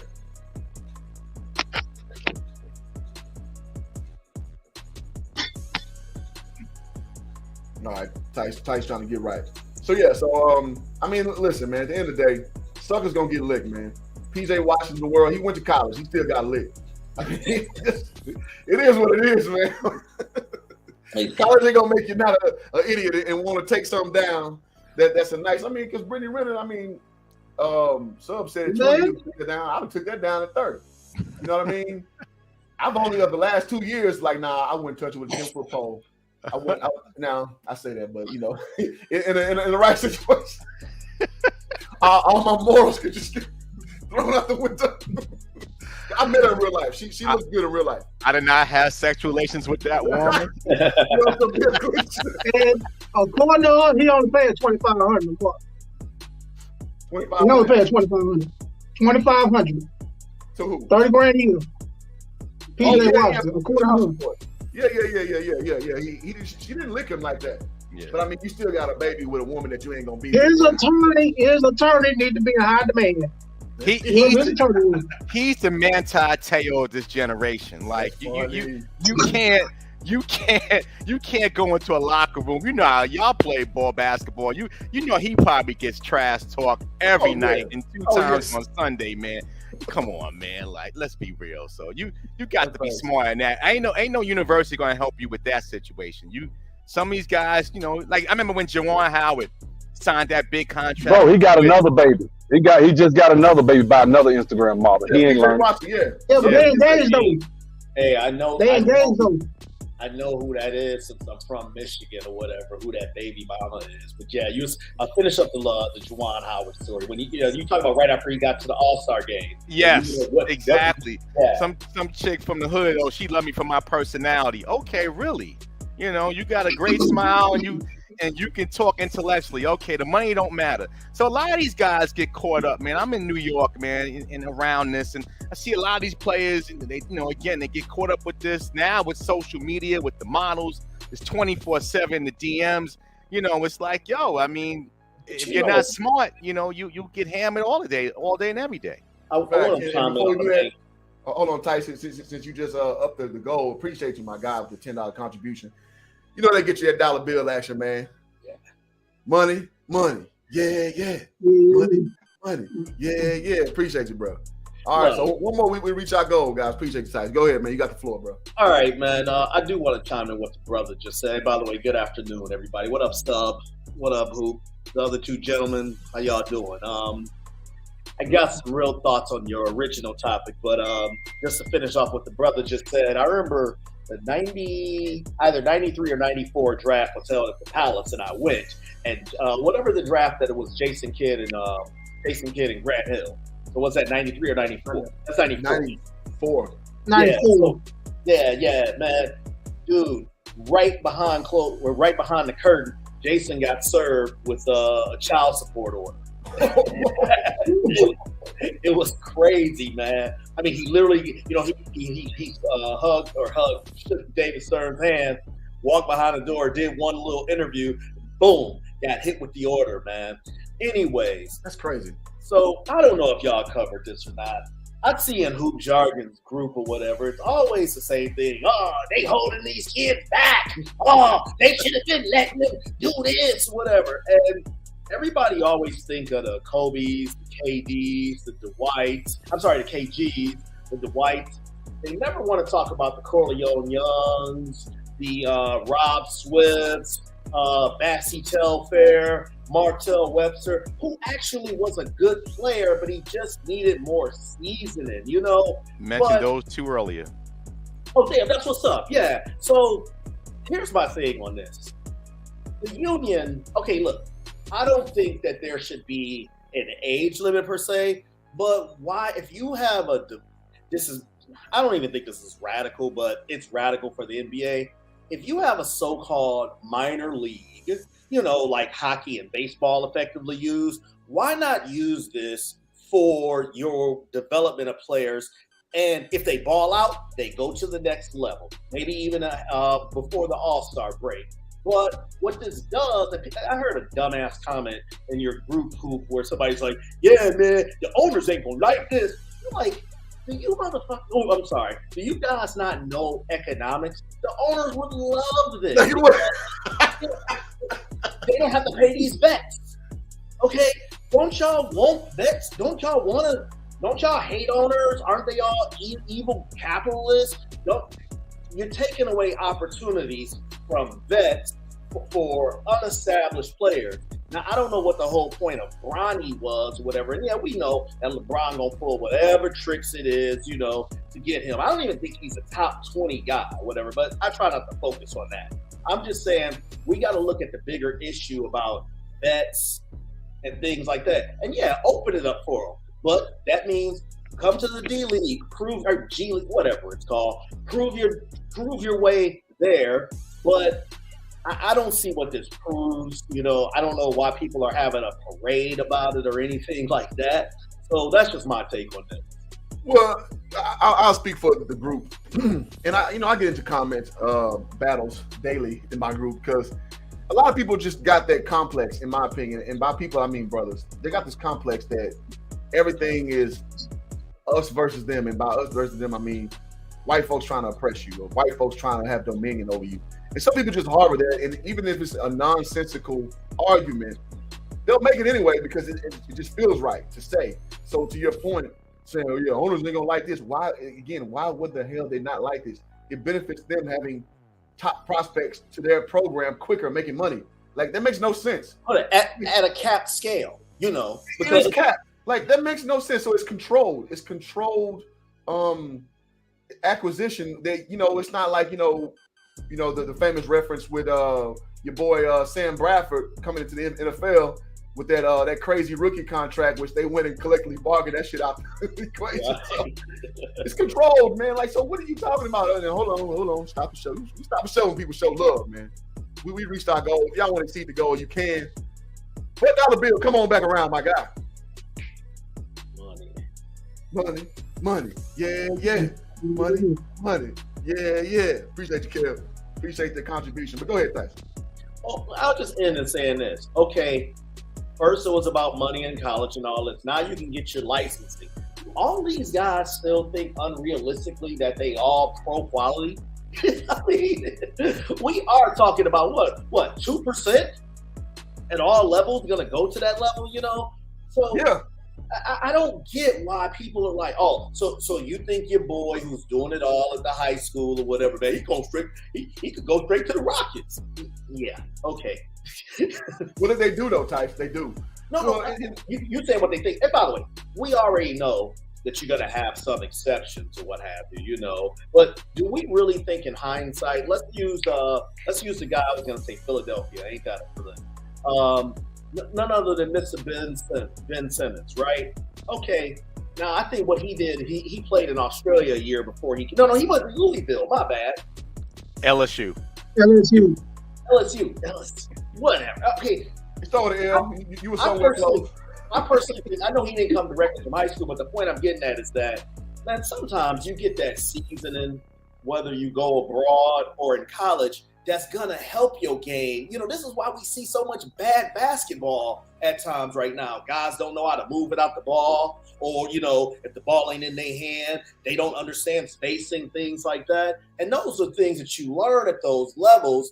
Also, game scenarios. You know, how many talented guys have we seen aren't mentally ready? You know, I've heard you had a player you interviewed. I'll shut up after I say this. You had a player you interviewed, not a player, you had a coach, and he was like, man, when it's late, you got plenty of guys that's passing that ball back if they don't want that, you know, they don't want that shot at the end, you know?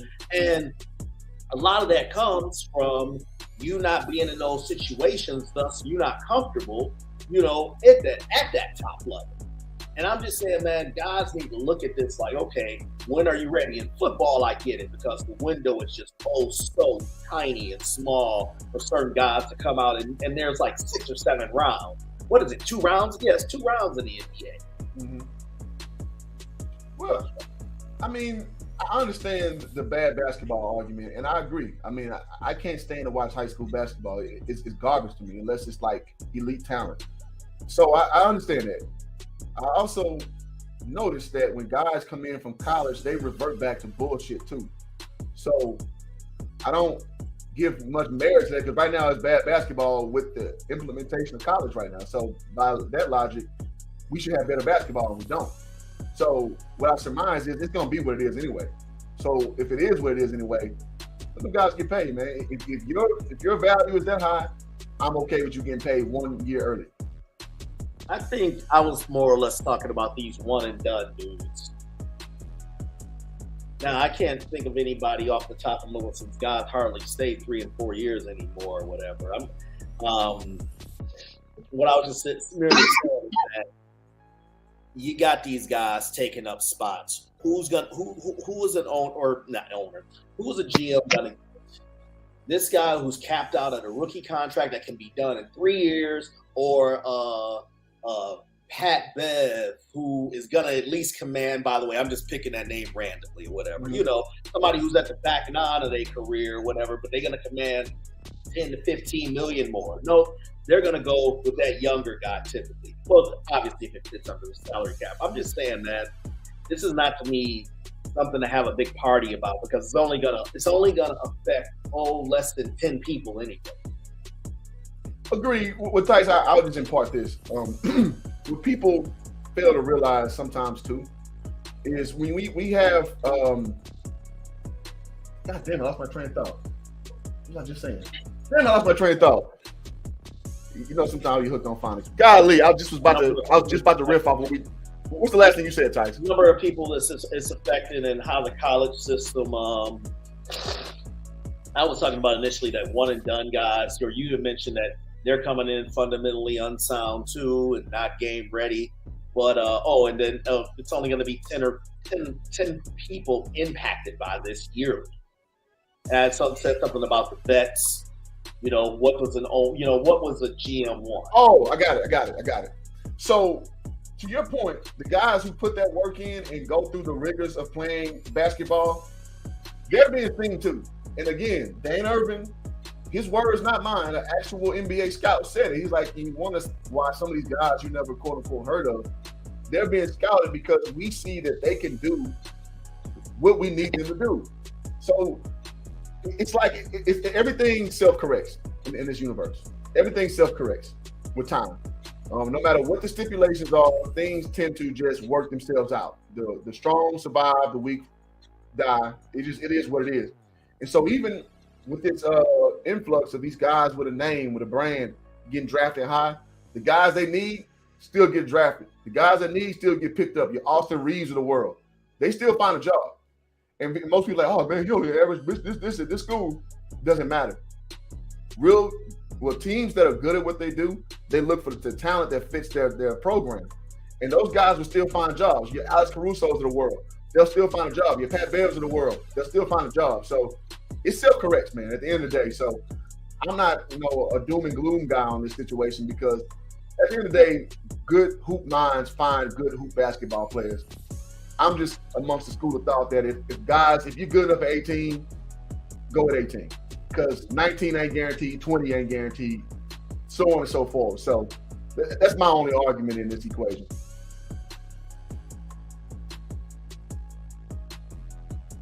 I was gonna let somebody else rebut. Okay. Anybody got a rebut or retort to that premise?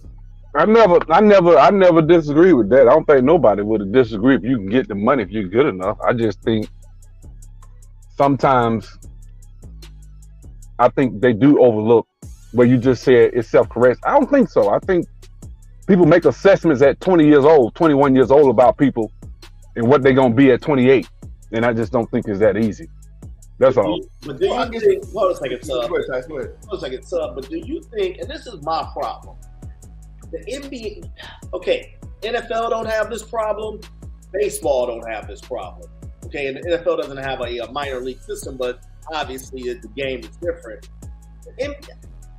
We shouldn't be, okay, it's a difference in watching a guy improve versus watching them develop. You know what I'm saying? And it's like I'll use Sebastian Telfair as an example, because I followed him all the way since high school, Same here. And I saw where his gaps were, and it's like, and boy, did he have chance after chance after chance after chance after chance, And I'm just saying, man, it seems like at the top level, it's one thing to improve. It's another thing where you're just developing. And I'm not saying that you're coming in as a finished product all the time, I hope that distinction makes sense to you. Well, Rick Pitino said it himself. He was like, he knew that he didn't think that he was a guy that would be a NBA person. Then he had a few good games and boom, he's like, well, shit, he's too good for my program now. So yeah, I mean, again, and just like you, man, I followed Bassey all the way through because he just was such an interesting storyline to me in moment. Because being Steph's cousin, and it just was a great story. So yeah, no, I mean, you get poor evaluations all the time. So yeah, that's definitely the case with Sebastian, because he did have holes in the game. He couldn't shoot. He was small. But Sebastian had a lot of politics of New York. Oh, absolutely. Basketball. Absolutely. Yeah, they different. Sebastian, I think he won 4 championships or something. Yeah, he had broke records. Yep. He wasn't. Sebastian Telfair is a freakish example of like everything was just working out in his favor. Absolutely. His brother, actually, that played for Providence, actually seemed like a better pro, if you ask me. His brother, but a good example would be his brother. Brother way better than him.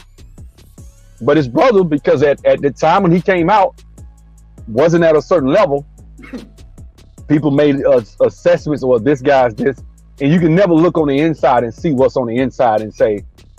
And the reason I always make that case is because that's me. That's my story of a coach telling me I'll never play college basketball. And I never forgot that.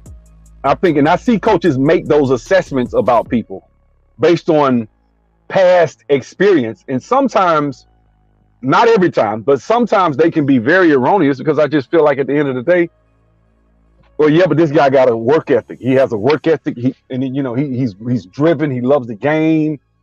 Take all that into account. And I think sometimes you'll get a Latrell Sprewell. You'll get and I think, like, right, I don't know how many years Latrell, I think he played 2 or 3 years. I can't remember. But certain guys that are like would have probably got cut, wouldn't even got looked at, because They weren't ready at 18, 17. They weren't average, you know. And even those that think they're good enough that wind up getting cut, it's over for them. Like, let's be honest. Imani Bates is through. Okay. He think about it, he literally is just supposed to be graduating high school. And he's through. He's done. I hope not. I hope he make it. But what I'm saying is, I think he done. I think this arrest he just got today with this gun charge, that's it for him. Now he in court fighting for his freedom. That's it for him. This kid ain't even 19 years old. What if he does pan? What if he does pan out? What if he does fill out? What if he does fill out and get all the weight that they talking about he needed up? What if he actually does put on 15 pounds? He starts getting that man weight on it. And he turns out to be a dog. Well,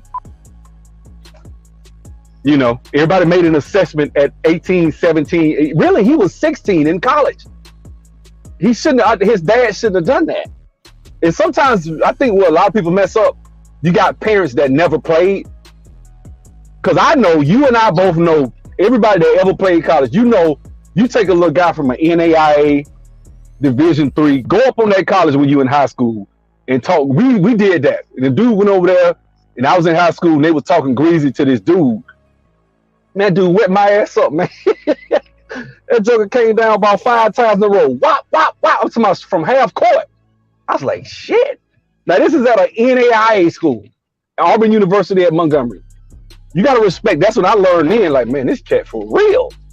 And then they joked and laughed, and then my boy came out the next day. He wet his ass up. I said, that dude can play, bro. Like, he for real, you know. No, you're right, so and what you're saying is basically respect all the competition level. Because I mean, I remember playing against this school called Southwest Assemblies of God. SWAGU was their little acronym. School, and you probably nobody on this panel heard of it. What school is that? Exactly. They came in on this 16-passenger bus to the game. So, long story short, man, they gave us everything we was looking for that game, man, and we barely won that game by like 3 points at home. They gave us everything we was looking for, thinking we didn't, Division I program, and we about to just whoop their ass and go party. And man, they gave us everything we was looking for that game. And previously, we had a really good showing against University of Florida. I mean, now we lost by 60 now, but we were the first team to have Florida down after the first 10 minutes. And this was freaking back-to-back championship Florida when they had Joakim Noah, Brewer, all of them, right? We were up 20-18 on them. And then they just, took over. I mean, it's a better team. They went on to win the championship for the second year in a row. But my point is, we had a talented team. But against SWAGU, I don't know what they came ready to go, man. It's like you gotta respect everybody because we can come in because we're looking past that game. If I'm being honest, we're like, man. I mean, but that's what I'm saying. So you get a guy, you get one of these one and done teams. I love to watch the tournament where these one and done teams. They got like 4 or 5, top players, and they run into a team of seniors, and it's different. It's just you see it like. I'm like, dog, these are grown men you playing. These 22-year-old, 2-star players that nobody wanted them, and they've been playing 4 years. They sat the bench the first 2 years, and you like, they got you all on TV, and that's usually who they run into and get their ass whooped. In the tournament, because it'd be like, who is this school? It'd be some little middle school. They lost to some school. It's not an upset. It's seniors versus it's grown men going up against an 18-year-old. It's just that's what it is, man. And also those players. I'm sorry. Yeah, and also those players, the expectation, they're playing their NBA. You get a kid from a CAA school or what have you, a Patriot League. This is their league. This is the NBA, and then they're going to work for a hedge fund. So the expectation is a little different than that young kid, 18, 19. Everybody, grandma and the family got the runners. It's a different push, and I think sometimes we look at sport and we look at just between the lines when it's bigger than that. And again, some of these young men got the way they were. This kid Bates, this is a sad story, man. I mean, now we look at why Penny maybe didn't want to deal with him no more. Now it all comes full circle, but it's so much more than sport. The sport part is probably the easiest thing a lot of these guys deal with, but when you're looked upon as the savior, not just for yourself, but your family, your community, your homies, everybody can't wear that weight. They can't. And I put it like this, man. Everybody who plays college sports don't have aspirations to go next level. They don't. They know that this is my, like to your point, Kev, this is my NBA right here. This is the best I'm going to be. And it's just true. It's just true. I made a video the other day about the other side of not maximizing on your Division I thing, and I was talking about Jackson State and those young men doing that thing. Because listen, after 4 years, you can go from being the cream of the crop to nobody. And some dudes just got that ability to understand early, like, yo, this is it for me. I'm gonna go all out because this is it. Some people, like, oh, well, no, something gonna happen. I'm gonna make it. I'm still go pro. It's just gonna happen. You got both of those schools of thoughts, but some people on senior laden teams, usually, they know that this is the last ride. This is it. Like on Varsity Blues, I think I forget what one of those kids. He knew that was it. Like that's all he could do is play football. He ain't got shit else going in life. So when you put those scenarios, that's how you get these upset of these teams. They got no business. I'll make another reference point. My junior year, we played against University of Louisville. They were number 3 team in the nation at the time. We lost by 25, which in the HBCU world, that's a good loss. That's a good loss. It just is. So we was like, hi, man. We was like, hell yeah. And like literally we went to go eat and people were complimenting us because everybody watches Louisville basketball. Like they love Louisville basketball. They would compliment us on how well we played. And on that team, they had Terrence Williams, who went on to the Houston Rockets and the New Jersey Nets. They also had David Padgett, who actually replaced Rick Pitino after he got fired as a coach. Big old 7-foot dude. Uh-huh. So the next game we played against the Richmond Spiders, like Richmond, Virginia. Like we was like, oh, we about to smack these dudes. And we came out smacking them. But they knew who they were. They were back cutting us to death with that Princeton offense, and they ended up beating us by like 10 points. Pete Cowell, rest in peace. Bro, that damn Belmont, them damn Princeton. Remember Belmont? Them cats went to like the damn Elite 8 one year. I was like, just a bunch of non-athletic, stockbroker looking white boys doing back door cuts. And it's like, damn. And then then you see his ass, he gonna be probably, you know what I'm saying, running your damn hedge fund one day, running your damn retirement or some shit. You're like, damn, this damn white boy, I'm better than him. That's what you think. And so he tell you he played basketball. Like, man, where you play basketball at? Because you look at him, he's like, yeah, I played ball. Let me tell you something. White boys a lot of times play that nagging defense because they know they can't check you. They're not athletic. They can't match up with you. So they're going to play that nagging. Okay, I'm going to deny you the ball. I'm going to follow all the directions. I'm going to do everything. I'm going to run my lane. I'm going to do it. And you'll be amazed at playing the game the right way, moving without the ball, doing backdoor screens, setting good screens, following all directions, doing everything. Bro, you can play with some of the best players in the world, and you're not even that good. It's just understanding floor spacing, understanding the floor, how to run, how to do things the right way. And I seen guys that couldn't play a lick for real, but they knew the game. They knew, okay, I'm going to do this, I'm going to do that. They don't turn the ball over. They can hit an open jump shot. The average white boy. That's pretty much the average white boy. Why do you think players left North Carolina after playing with Dean Smith and got better? A la James Worthy, Jordan, because that was the game. We're going to play our set. We're going to play 4 corners basketball. And we up by 10 or more. We're going to pick and roll. We're going to play zone, and we're going to win national championships, But again, it's part of coaching. And then when you at that small level where you don't have the 5-star, you don't have the McDonald's All-American, the players eat at McDonald's. They ain't not a McDonald's All-American. You got to coach, and it's that 2, 3, 4-year kid, maybe even 5-year red shirt that's now tournament ready and has this one shining moment. Absolutely, man. Because listen, man, basketball is a hard game, but it's an easy game too. And we all experience this again, not picking on white dudes, but we played against teams that don't press. They play zone. They play, again, that Princeton offense back cutting the hell out of you. Like, how are we losing? Like, when you look at these dudes top to bottom, I remember losing in high school to a team with a 6'2" center. Dog, because they knew their spaces. They knew where to be. It was Memorial High School out in Houston. I was like, how are we losing to these dudes, man? Like, it's very frustrating. Because basketball is a game of angles. It's a game of understanding a game within a game. And when you can do that, you'd be surprised how much execution can outdo talent. That's it. You see all these white boys that's playing wide receiver now. It's a lot of them. They start because they figured out what we just naturally, intuitively grasp from birth. A lot of us is how to run good cuts. They study the damn game. They study. They apply them. They do drills. It's nothing to see white boys out on the field doing drills and running routes, and that's what they do.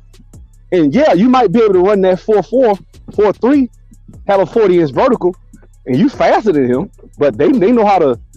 And I'm gonna be honest with you, I don't even think that we have that much of an advantage anymore, because with the advent of all this studying and technology, you watch Dunkademics, I think that's what it's called. You see these white little 5'6" white boys putting their head over the rim. Man, they doing a lot of stuff. They working the drills. They doing the plyometrics. I mean, eventually it's like, we just played pickup. That's what we used to do. I worked out, but a lot of guys didn't work out, man.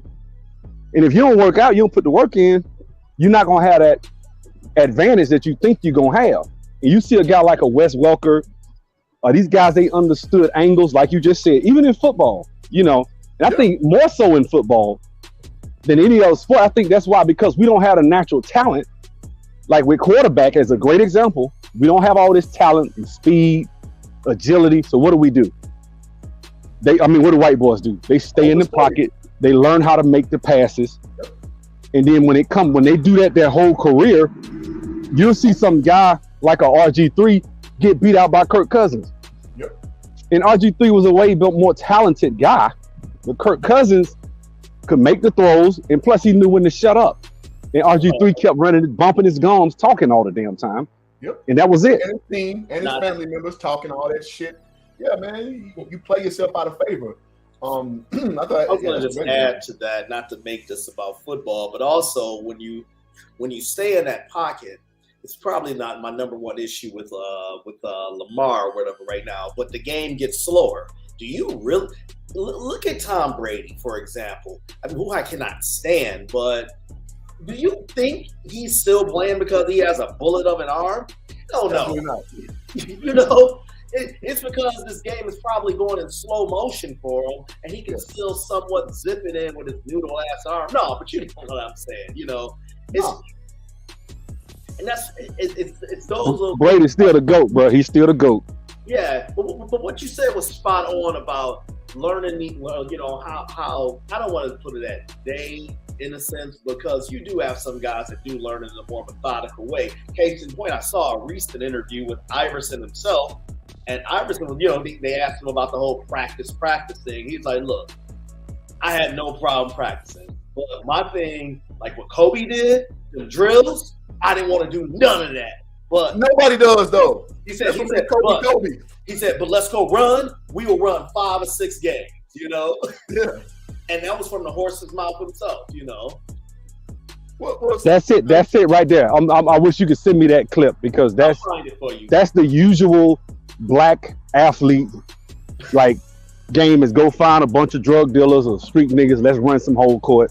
Let's play. That's how I improve. And then you got guys like Kobe, who just, I'm gonna think the game. I'm gonna outthink you. And yeah, you might not see it, but I think what really Kobe to me is probably my second favorite player of all time, because he really just thought his way to greatness. He wasn't. If you look at his physical abilities, he couldn't palm the ball. I know people think he could. And look at what he was able to do. Look at his growth was different than most players. I mean, Kobe grew up in Italy, Jelly Bean Bryant. Well, yeah. That part of it definitely helped him. I think that helped him because it kind of shut him off from American culture. So when he came over here at 12. There's a mental. 1 second, I think there is a mental aspect that he was able to break through, and you are right, 50 about the Italy part, but I think that he has this burning desire. I'm gonna crush you, and I want to be better than you, and I don't give a blip that Shaq is on, because he was gonna go to the Clippers, if y'all remember that. I want to say that was right after they lost to my Pistons. He said he was gonna sign with the Clippers, and he wanted to, and that, I want to say he was damn near 8 or 9 years in the league. You rarely ever see guys take another step after that. And I've been watching this game for 40 years. I've never seen anybody make improvement. I mean, he even shot a little bit more efficient than he did before, so his drive, I mean, that's kind of cliche. You're right about how he learned the rules, but his drive, and when you look at he had Chris Mill. I don't want to dog Smush or whatever because I like Smush, but he had Chris Mill. Stand up. Yeah, right. No, since Kobe already dogged him or whatever, Yeah, he did. who he was playing with, and you right, Sub, in that I used to see Marbury when he played in Minnesota practice. It was KG and him, and Anthony Peeler, and I'm forgetting another cat. Zerbiak was there. Yeah, but this particular practice, Zerbiak wasn't there yet. I'm talking like 98, man. KG stayed after, working with McHale, doing all these post moves. I mean, it looks redundant as hell. I don't understand what I'm looking at. It just looks like the same drop step to me again. Marbury, man, he was long out of there or whatever. And it's somebody who else on the team who I know or whatever. He was like, man, I think he's going to be out of here, man, because he wants to be the man or whatever, and he thinking all this. But he's like, I said, well, what's his practice habits like? Because I always knew this aspect of the game. He's like, you don't really stay after or whatever, And I'm just using this as an example that you got very talented guys who have this very same approach. Then you have those guys who never have to practice and are just excellent. Another guy was Ed O'Bannon from UCLA. I don't know if you remember him, but yeah, no doubt. Yeah, I actually know Coach Ed Schilling. He was up under John Calipari with the Knicks. I mean, with the New Jersey Nets. And when you play in the NBA, you have mandatory workouts, individual stuff. They make you do line drills. They make you do a lot of footwork. And he, they was like, man, these guys don't come to the practice. I remember Coach Schilling telling me, he's like, man, these guys they don't show up. They'll rather pay if they make enough money, they'll just pay a fine, or they'll pay a team fine, or you don't see the guys that really want to work are usually the guys on the bench. Well, if a guy's an all-star, 6'8", can jump, shoot, dribble, can create floor space, could do all that at like 18, 19 years old, what's to motivate him? And I think Zion is a good example. I think this money's motivated him now, but I think up until that point, I was looking at him sideways until he got back in shape. Like, bro, you got a chance of an opportunity of a lifetime with the athleticism and the ability that brother got, with the team they got. I mean, my God. I mean, that team could. I would not be surprised if they go to the damn finals next year, because he's that damn good. He can get you 28, 29. But what you guys are talking about, that you can't coach that. You can't coach what Garnett had, what Kobe had. That's internal. Because once these guys get a contract or two, it's hard to motivate some players. Marbury, who was very talented, was making a lot of money. It wasn't about being to the next level. Even to an extent, as much as I love Iverson, that is internal to be the best. Like you see, how Carmelo is. Carmelo was a great talent. Carmelo didn't put work in his body. You see LeBron, they come from the same draft. Agreed. It's a difference. You got to want that. What do you know about 950? What do you know about Marbury's development since you went from New York? Do you know anything more, or did you? It goes back with Steph. His brother Eric Marbury was a superstar at Georgia, right? Eric Marbury didn't make the league. Played overseas. Steph was that next coming, right? And Steph from 8th grade was pretty much destined to be an NBA player. I remember when Georgia Tech came to New York, and Bobby Crimmins came to New York, they had a big event at Juniors in Brooklyn. He told Bobby Crimmins, listen, I'm staying 1 year. I'm telling you this right now. So Steph already had a blueprint in place. And again, when he came to the league, he had that, and he had some rough moments, eating Vaseline on camera and coming back to the Knicks. He had these rough. What you say? No, I was like, that was at the end. I was gonna say, like I think that point God cover. That's what. True, but that's part of the cumulative effect of what he, again, from being at Lincoln and being this kid that was expected to do great things, and really trying to put Coney Allen on his back. All those things start to build up. The same thing with Felipe Lopez to an extent. Felipe Lopez was on Sports Illustrated, and again, Some of these guys are not built for that. I mean, they're great talents, but it's bigger than just the sport. It's the business of the sport. It's the politics of the sport. And I think Steph got caught up with that till he went overseas, where he could just be himself in Japan and in China, and just be himself. And he blossomed and probably doesn't want to come back to the States. That's funny because I actually know somebody that grew up around Kenny Anderson, and he has extensive understanding of how Kenny Anderson became Kenny Anderson. And he talked about how the drills, they would drill him silly. They said Kenny would do drills, we're talking about in elementary, over and over. And he didn't play a lot of pickup. It was just drill. Over and over and over. And you look at him when he was, I remember the Kenny Anderson show he put on Bobby Hurley that time. I don't know, I watched that game live. I don't know about if y'all watched it. It was bananas, bro. I mean, he was cooking, bro. I was like, oh my God, this is crazy. Did you see his movie? Yeah, I saw it. I saw the little thing where he was talking about he coaching. Well, no. He's got a movie called Mr. Chips. He talks about that, and actually, Hurley's in it.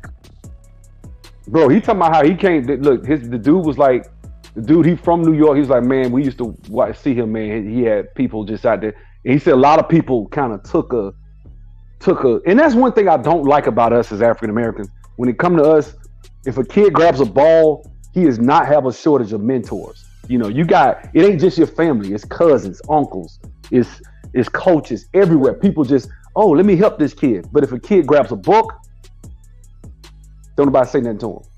You know, and so all smiles are not genuine. So yeah. Just because somebody bought you a pizza when you was 15 and now you're 22, they want $1 million. Again, it's sometimes these connections. Yeah, exactly. These connections these connections are not genuine. And that seems to be the problem. Picking up a book and taking a kid to a library and helping him how to be a doctor because he doesn't have a wicked jump shot or he can't run a 4.40. Oh, that's not sexy. And you're right. That we need to change that culture within our community. While we love sports and we're talking about sports, everybody doesn't make it. You know, it's a 1 in a million shot. That's the guy that did a video called "The War on Black Boys." He wrote a book about it. I forget his name. He has an African name, black dude. Kwanzaa Kunjufu or something like that. But he was just saying, he was like, yeah, man. So he said every year we got X. He did the numbers. He said it's about 4 people gonna last past 3 years. So we got X amount of millions of boys fighting for three jobs that last past 4 years, or some crazy numbers like that. And it's sad. I mean, I look at Imani Bates and I say the reason he's in that situation is because he felt like they were counting the money before it got there. Like, oh, well, he's gonna get this, and we're gonna move you up a class. Like, moving up was a mistake. Number one. Number two, I'm gonna be honest with you. Probably going to Memphis at 16 years old was a mistake because not only you moving up, but then you're going up against guys that these wasn't no slouch ass players that was at. You know, these weren't just 3-star players he was going up against. So that was another thing. You know, if you are gonna go somewhere where it's a well-funded program, but maybe not Penny Hardaway with all these doggone talent in the gym. And so from what I hear, them cats went at him. They went at him because I'm sure he probably opened his mouth and told him what he about to do. Yeah, I'm about to be this. You can't come on no team. You know how it is when you're on a team. You come on a team talking that shit about what you, yeah, man, I'm finna be, man, I'm probably be, they got me projected as top, da-da-da-da-da. And they looking like, nigga, you can't even beat me. What you mean you finna be, and they gonna prove it. And they gonna play you physical. And they gonna get in your chest. And then now your dad done had you, skip up a year. Look, when I was 16, my bench on the bench press compared to my bench just literally a year later was probably, because you got to understand, that's when your body's releasing growth hormone, your test levels are spiking. He's still growing, man. You can't. That was a mistake, bro. And I know hindsight is 20/20, but I don't see what the rush was. I'm like, bro, you just dominate where you at. Now you'd have just been coming out. You'd have been a year wiser. And I'm sorry if I got millions of dollars on at stake. I'm taking steroids. I'm gonna just tell you what I'm gonna do. I'm taking Hey. HGH steroids. I'm gonna make sure. Oh, he need to put on muscle. I bet. Wait till next summer. Oh, he put on 15 pounds of muscle. You damn right. Hey, I was on that back when I was 22, 23. Hell yeah, I'm gonna take whatever. Like I'm like, don't worry about it, son. I got you. I'm gonna make sure we go to a doctor, make sure it's legit. But I'm gonna get you some good shit. We gonna make sure, and you gonna hit these weights. You gonna do what you're supposed to do. Because if you're a lottery pick, why would I? There should be no reason for anybody now at this day and age with all this access on the internet for them to say you're too skinny. Hey, can I say something real quick? This ties into what we're talking about here. No, it's not about the, so we've had those conversations a million times about, what should be promoted. But I'm going to tell you what I think is missing with a lot of these guys. Somebody's got some background noise. But I'm going to tell you what's missing from a lot of these guys and why we see so many injuries. It's not just in basketball. We see it in baseball, too. And we see it also, I can't think of too many other sports that I'm less familiar with, but this one sport focus thing that we do with these kids. So by the time a kid gets 19, he's having Tommy John surgery, whatever, in basketball, what have you, because he's been throwing a damn breaking ball since he's 12 or 13. I heard John Smokes once say that's the picture for you non-baseball fans. He had made a point saying, I played quarterback, basketball, and football. My arm had different rotations. It had time to rest. And he said, I didn't get injured till I was in my late 30s. Now, with all of this equipment and all this stuff, that we have, or I should have all these training practices, we got, Zion just can't keep himself out the kitchen or what have you. But, you have all these other guys, and it's like, to me, it's embarrassing. Like, I've even seen NBA guys do first pitches, and they can't even throw a baseball or whatever. I get it. They didn't come up playing baseball. They didn't have a dad. I get it, whatever, right? But throwing a baseball? I'm just saying, you play other sports to develop other aspects of your body. The basketball team used to run cross country with us, okay? The offensive line would go to do shot puts. And that's one thing that we're not directing kids and doing. We're just keeping them all 1 year in one program, especially for the elite levels, and I think that's hurting them. Yeah, well, I think my father, he put me in every sport. Like, my first sport I played was baseball, basketball, then soccer, and a little bit of football. Football, I probably played 3 years football in my life.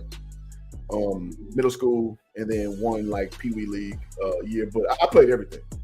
So, like, you're right. Like, when you have those translatable skills from being well-rounded and all that stuff, it does help you in all these capacities. And it didn't cost a lot of money either. Like, and so I saw somebody talking about what Coach Prime was saying why black athletes.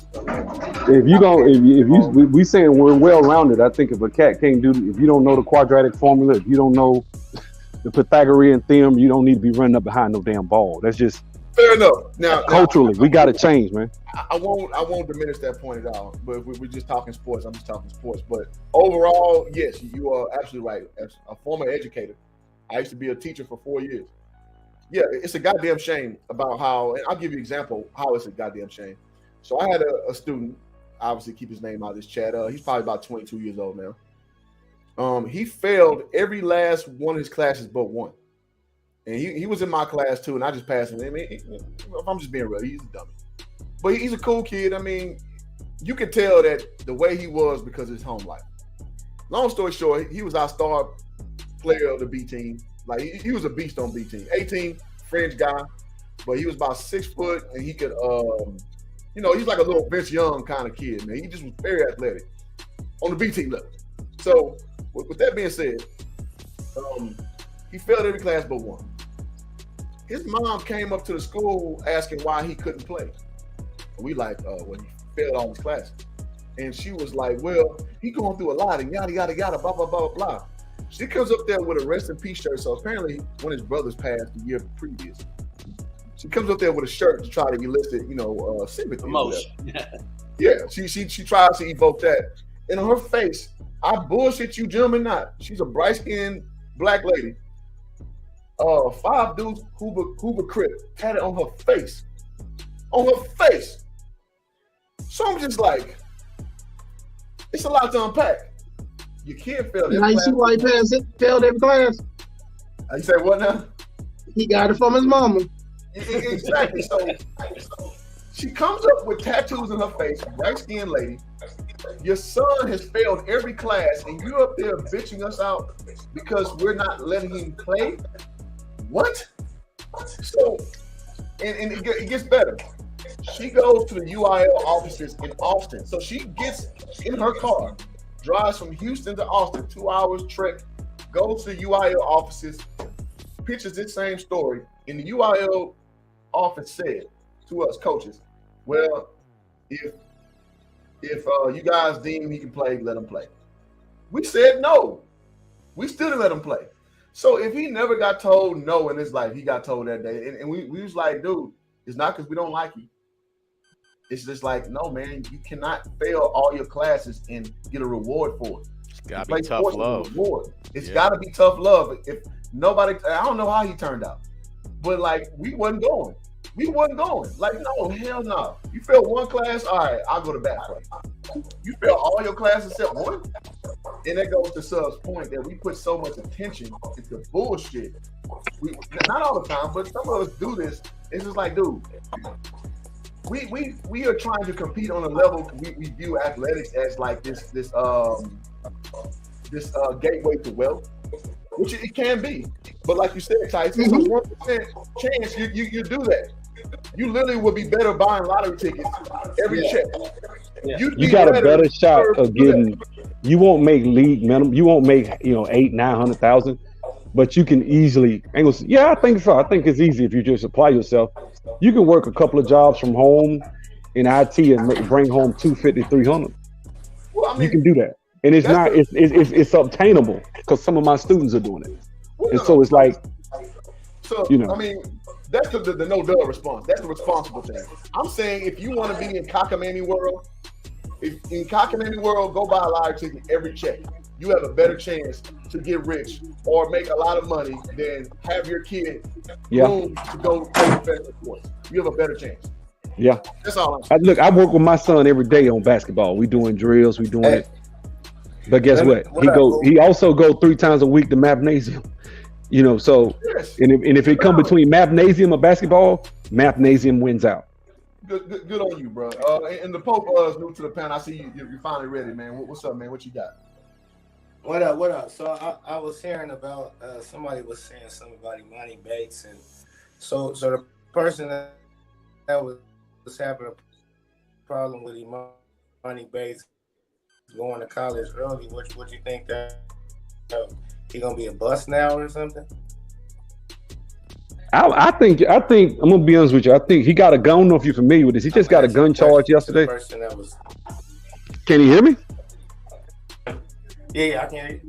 Yeah, he got a gun charge yesterday. So he got charged with 2 felons because it was assault. It was they scratched off the serial number. He borrowed somebody's car, and then on top of that, I think with him being 16 years old trying to go to college, he didn't. I think if you were gonna do that, and I'm not alone in this. So did Stunted Growth, and so are other people are saying skipping up, reclassifying probably wasn't the best move because he was in the class with Chet Holmgren. Chet Holmgren was gonna be a dog, and so all he had to do was wait. It was his turn the next year, which was this year, and look, we'll see. Hopefully, the man will make it. I want to see him make it, but I think now the odds are stacked against him. That's my personal opinion.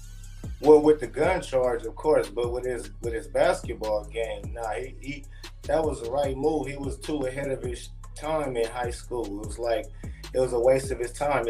Almost the same thing like LeVar taking LaMelo out and going to Lithuania, having him play against grown men. You need somebody to test you. You understand? When you get to a certain level, that shit can get boring, and that can stunt your growth.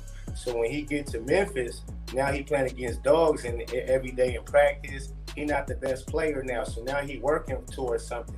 Now I agree with that. But when you're talking about a 16-year-old kid, let me finish. Okay, go ahead. On top of that, you already now have a year under your belt of college basketball. So now his sophomore year, which really should be his freshman year, he gonna be head and shoulders above it if this gun charge work out. But he's a dog. He always been a dog, and so I feel like that was the right move. You know what I mean? Because he already was destroying college to the point where he was number 1 ranked player, number 2 ranked player with Chet Holmgren. Okay, so I see where you're coming from, brother. High school. Okay, I see where you're coming from. But when you're talking about a 16-year-old child and not a grown man, and then when you also take into effect when he went to college, what happened? He got exposed. He left the team. It didn't go well. He left saying he hurt his back. The team started winning when he sat down. They saying he was selfish. It's a lot of reasons why he left Memphis.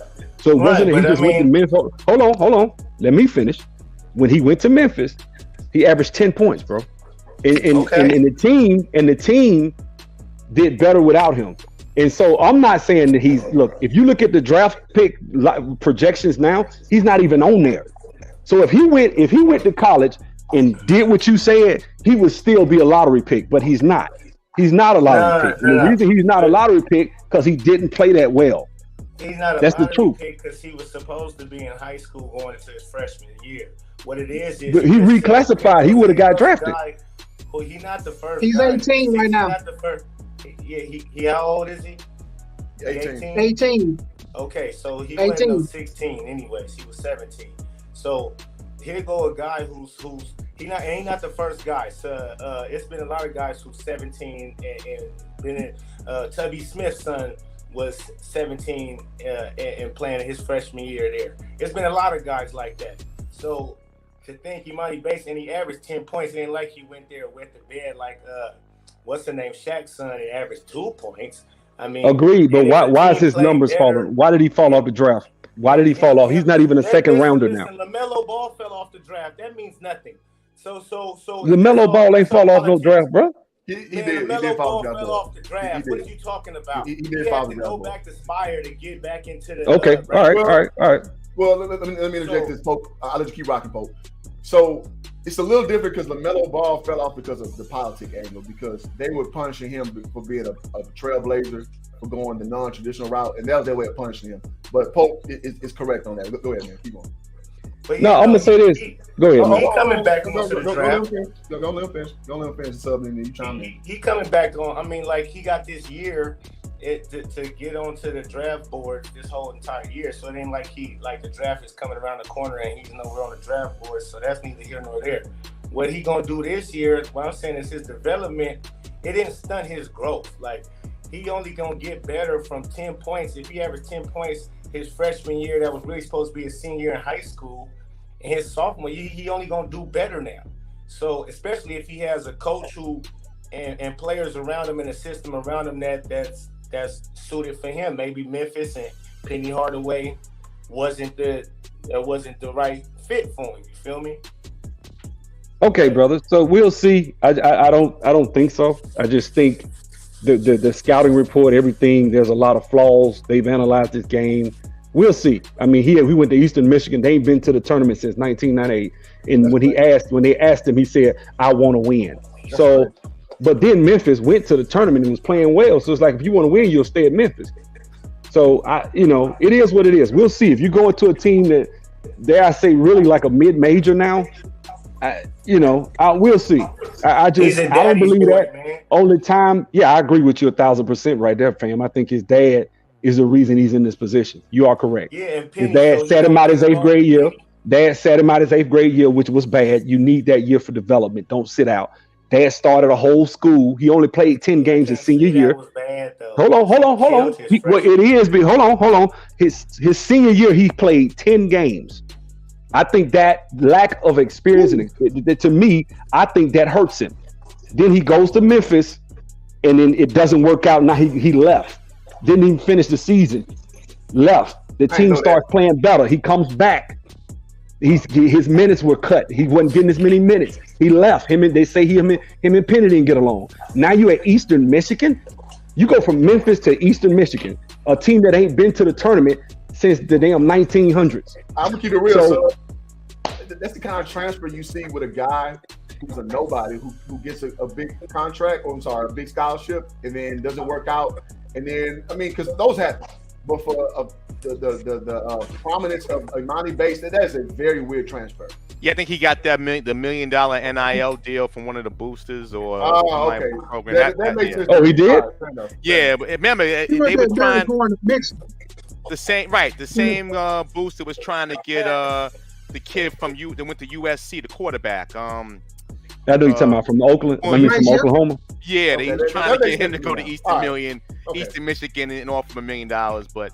And then obviously Bates is from that area, so yeah, you want to go back to Michigan. Right, State, that makes sense. Yeah. Okay. So he's not gonna come out and say, "Yeah, I got the bag, so that's why I'm going here." Yeah, he's gonna say, "I want to win." And could he lead them to winning? Because if he turn around and make them relevant like a Curry did Davidson or something like that, that's fair. Even if they get to a Sweet 16 or just the March Madness period, that's gonna look good on his resume. So. I think they making some right moves. You feel me? At the 8th grade thing, he averaged 40 his 7th grade year. So it's like, bro, what's the point? You feel me? When you train, when you got a trainer like his pops right there every day, and you hooping and nonstop, relentlessly, you don't got to waste your time playing on middle school ball. He didn't sit out a whole year. You better believe he played AAU ball all year long. So he played high competitive basketball. 8th grade year, he played high competitive basketball. His freshman year at Memphis, which, like I say, I got high hopes for the boy. I think the boy gonna be nice. Now with this gun charge, that's new news to me. That's crazy. Depending on where he was at, what they laws is with guns, because I know they're real lenient nowadays in certain states. Maybe he better be glad he wasn't in New York. Right? Yeah. Like Cole Burber's time. Right. Oh no, that's felony.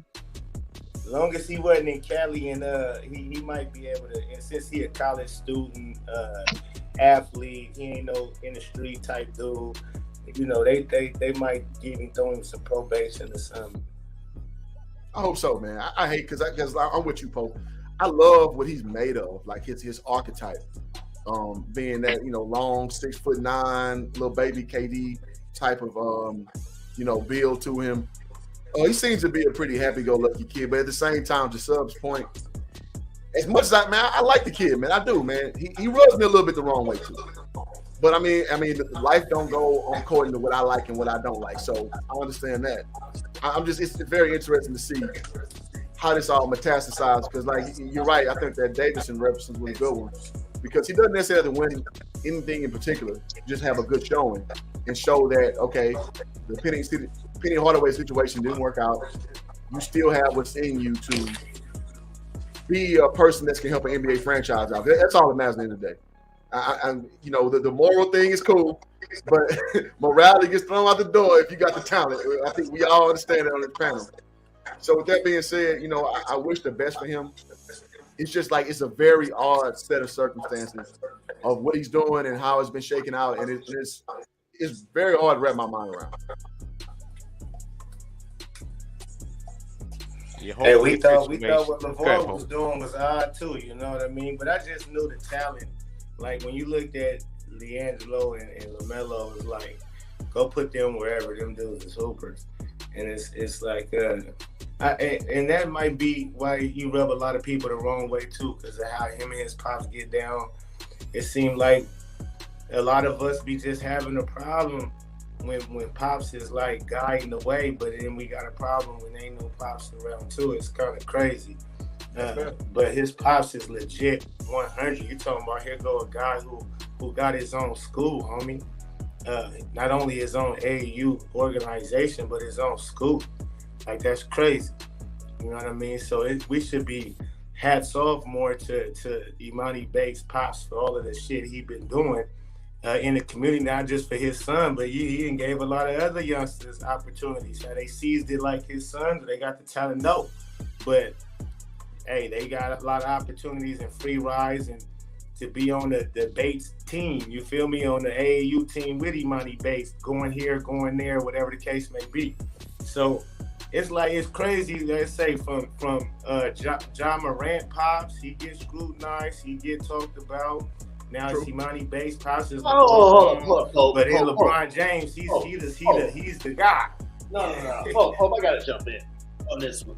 How does Ja Morant father get criticized outside of just some little slight mentions on social media. He's nowhere near like the pariah that LeVar Ball was made out to be, or anything like that.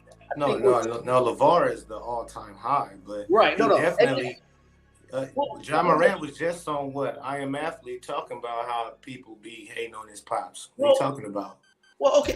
Well, I would like to hear specific situations, but let me just do this. On the pivot. Okay, my bad. So go look at the pivot with John Morant. Okay, but hold on a second. Let me just say this though. Why? This is, I think, the problem with a lot of black people. Do we want validation from mainstream society or what? If we busting the doors down, doing it our way, what's the big deal? And what does it matter what they like it or not? It's always like we need the praise from them, or how come they don't criticize, or how come they don't praise these fathers and all this. I didn't necessarily agree with how LeVar Ball did it, but he did it. Or I'm going to rephrase that. How LeVar Ball promoted his son the way he did, but it worked. But why do we care so much about, man, they be criticizing us and all this? I mean, that's not going to get us, so what? If they start patting us on the head, is that going to change things? What are you talking about? Ain't nobody talking about me. We right here on this panel with some people that's criticizing Imani-based pops. So I ain't talking about nothing of what. And I'm talking about I said come here on that side, come from both sides. I'm the one criticizing him. I think it was a dumbass move, and I think it's gonna bite him in the ass. I said it. Oh, okay, but you made a comment and it's merely about the decision. So are we not infallible to criticism now? No, I mean, look. Fathers are trying to do what's best for their kids. I see fathers trying to make.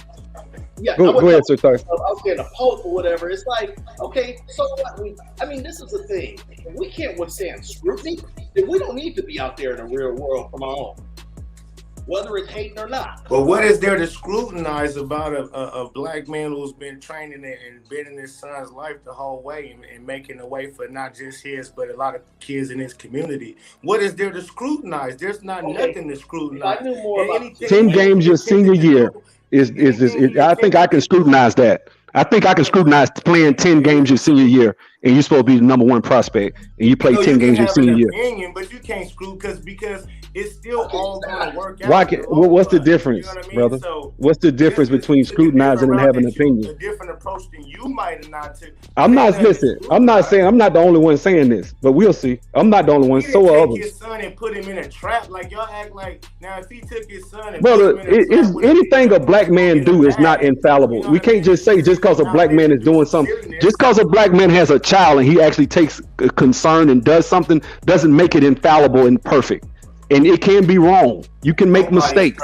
Brother, hold on. Let me finish, brother. What I'm saying is people make decisions with their kids every year to try to make the millions of dollars in the NBA, NFL, and it doesn't work. And what I'm saying is I personally think that it didn't work out at Memphis or he wouldn't have left. He averaged 10 points, which as a freshman, he should be okay. But you got players that think about it. Like the boy from Alabama, JD Davidson.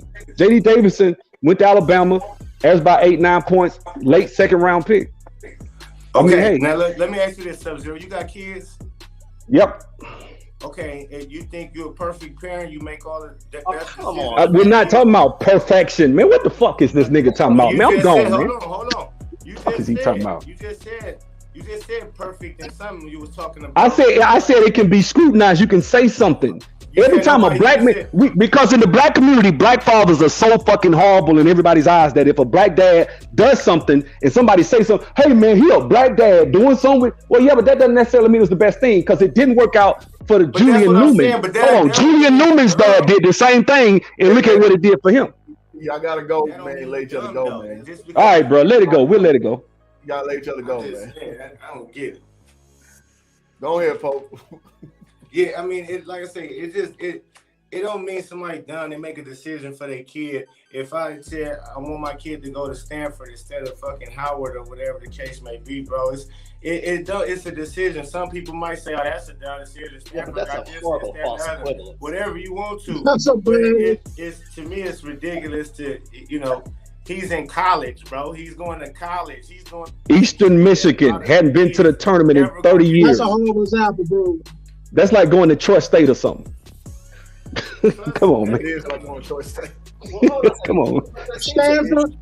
Well, we can move on, but it's just seems an issue. And I hear this all the time. It's like, okay, I'm not that familiar with the situation, but are you saying, Sub, that he played only 8 games in high school? 10, his 12th grade year. Okay, so you're telling me, Pope, that I can't scrutinize a kid who only played 10 games as a senior to a kid who played a whole season. But you should. Well, he played all. He been ranked number 1 since the 7th grade. So it ain't like he just. No. I'm just talking about just if I was grading players. If I was just literally grading players, and the first thing you're going to look at is the type of competition, and then what they did that year. Now, if one kid played 30 games, if one kid played 10 games, yeah. Okay, let me tell you something. You know how many games Kyrie Irving played in college? I think like 2 or 3. If I'm not mistaken. He played 8. Let's get it correct. Okay. But still, in 8 games, he showed enough from what he's done in high school and all through the whole time they've been watching him. Kyrie had a torn ACL. Number 1 draft pick, bro. So it don't take a genius. It's not rocket science. Hold on a second. If a kid got game or not, period. Kyrie tore his ACL though. Question real quick. Question.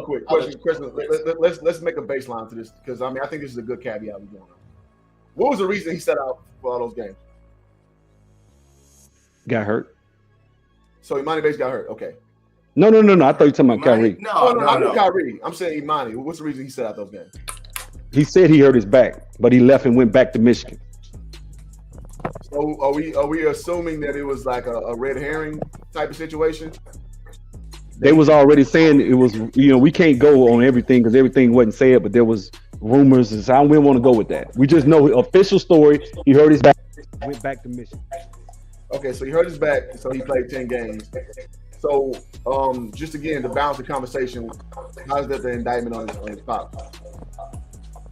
Because we're not supposed to criticize black men, apparently, even if it's a direct criticism that's not an ad hominem attack. I said not an ad hominem attack.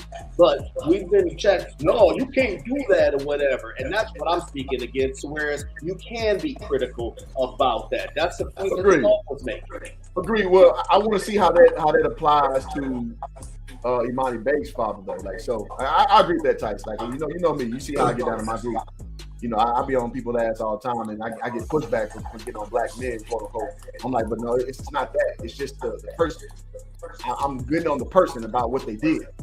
So with that being said, I just for sure to balance the conversation, how's that indictment on Imani Bates' dad that he only played 10 games?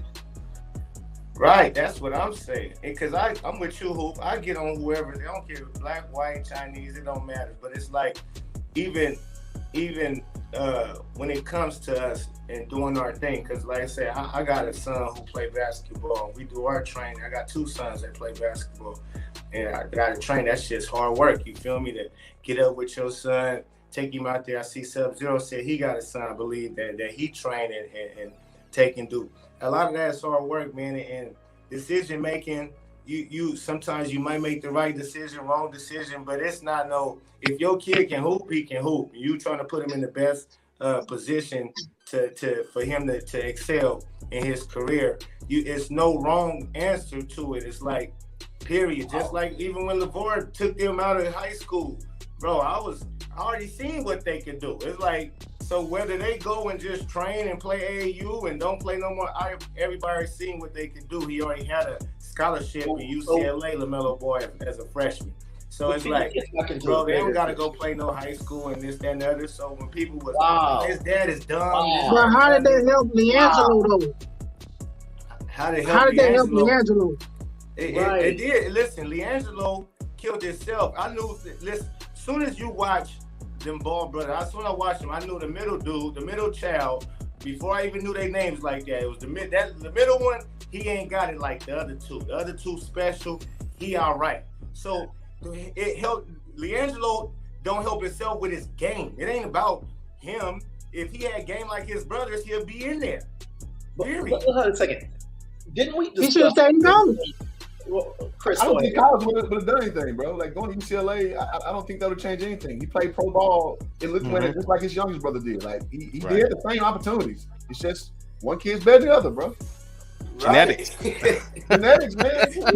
They played Lithuania. Everybody can't go. And then they played the JBA. 1%. Like, I mean, come on now. Shit. Right. Everybody to get 2 out of 3 is 2 out of 3 ain't bad. Like Exactly. 2 out of 3 ain't bad. This is 80%. Even have one flirting with the NBA and the G League. I mean, We're being honest, guys. Come on now. You know, LeAngelo need to go play tight end. He need to go work out and play, switch over to football, try to be Antonio Gates. Said he'll train him. He did say that. Yeah, he needs to do He that. said he'll train him. But listen, LeAngelo's a winner in life. Boy can catch. He gonna be successful whatever the hell he decides he want to do, dog. Like, so I mean, let's keep things in balance. He We're not ain't talking about missed no somebody meals. coming from a messed up background where it's like when you're putting the house money on the kid. That's not quite the case with LeAngelo. And not only that, he is in the G League. So when people say, "What's up?" Exactly, with like, come on, man. right Like, let's be for real. Let's keep it in bounds. The sun is shining on him regardless. He's good. Yeah. There you go. There you go, bro. He's made it further than a whole lot of people can say. You know what I'm saying? Who've played basketball for sure. I would take LeAngelo's failure, quote unquote. I would take that in a heartbeat over my career. In a heartbeat. Talk to him, Lou. In a heartbeat. In a heartbeat. I think you mean hoop wise. I think you mean hoop wise. Okay, hoop wise. Hoop wise. Yeah. Okay. Because you know what I was about to bring up. Okay, so let's not. You talking about failures? Okay. But Tice, at the end of the day, he a millionaire, bro. And look, y'all better watch. I mean, can I be honest? LeAngelo got 2 brothers that are pretty good ball players, and if he working with his brothers, and when I watch him, he don't get out there and look like he don't belong, man. I mean, you could righteously make a case that I wouldn't be surprised if he makes somebody team. He's not like, it ain't like he running up and down the court like, oh, this is laughable. No, it's not. It's not laughable. Like, he can shoot. He's showing he can play some I'm not D. saying he can't play. But Well, I can show you He's nice. how Go ahead. they is. Well, look, I think I'm glad if he did make somebody roster, I wouldn't be surprised. That's all I'm saying. Shoot the piss out the basketball. Go ahead, Chris. I don't want you to chime in, bro. I don't want to mute you. Go ahead. I'm not saying he can't play. He can play. I can show you how they is. It's only 450 spots. That's true. That's it. That's So why I talk you down be on the 451st best, and you ain't in the league. That's just something. Well, and that's why I don't shit on him. Like, it's like, dog, I respect the level of the NBA. Like, it's the best of the best. You can be the best of the kind of best, and you just, like you said, you 5 or 6 spots out. Maybe 10, 20 spots out, which is still better than 98% of the world. You know what I'm saying? It is what it is, man. It's a rough discussion because, I mean, we got to cut teeth when we get to the meat of these things. But when we just get to the essence, it's like, dog, I mean, LeVar did right by me again. Hey, I'm looking at. I went and looked at 3 websites. LaMelo Ball was projected at the number 7 pick by Sporting News. I can give you the link if you want it. And I went to 2 other sites. He was in the top 10. So yeah. I mean, I don't know when he fell off. I'm not saying y'all wrong. I'm just saying when did he fall off? Because I'm looking. That was pre-draft. You're talking about before that. Yeah, that's what I'm saying. Before the draft, where he fell off. Yeah, they say he fell off. Now, if he did, I don't know. But from what I'm looking at, and this article was written. Hold on, this article was written. How many weeks? What day is this? This was this was like 4 months before the draft.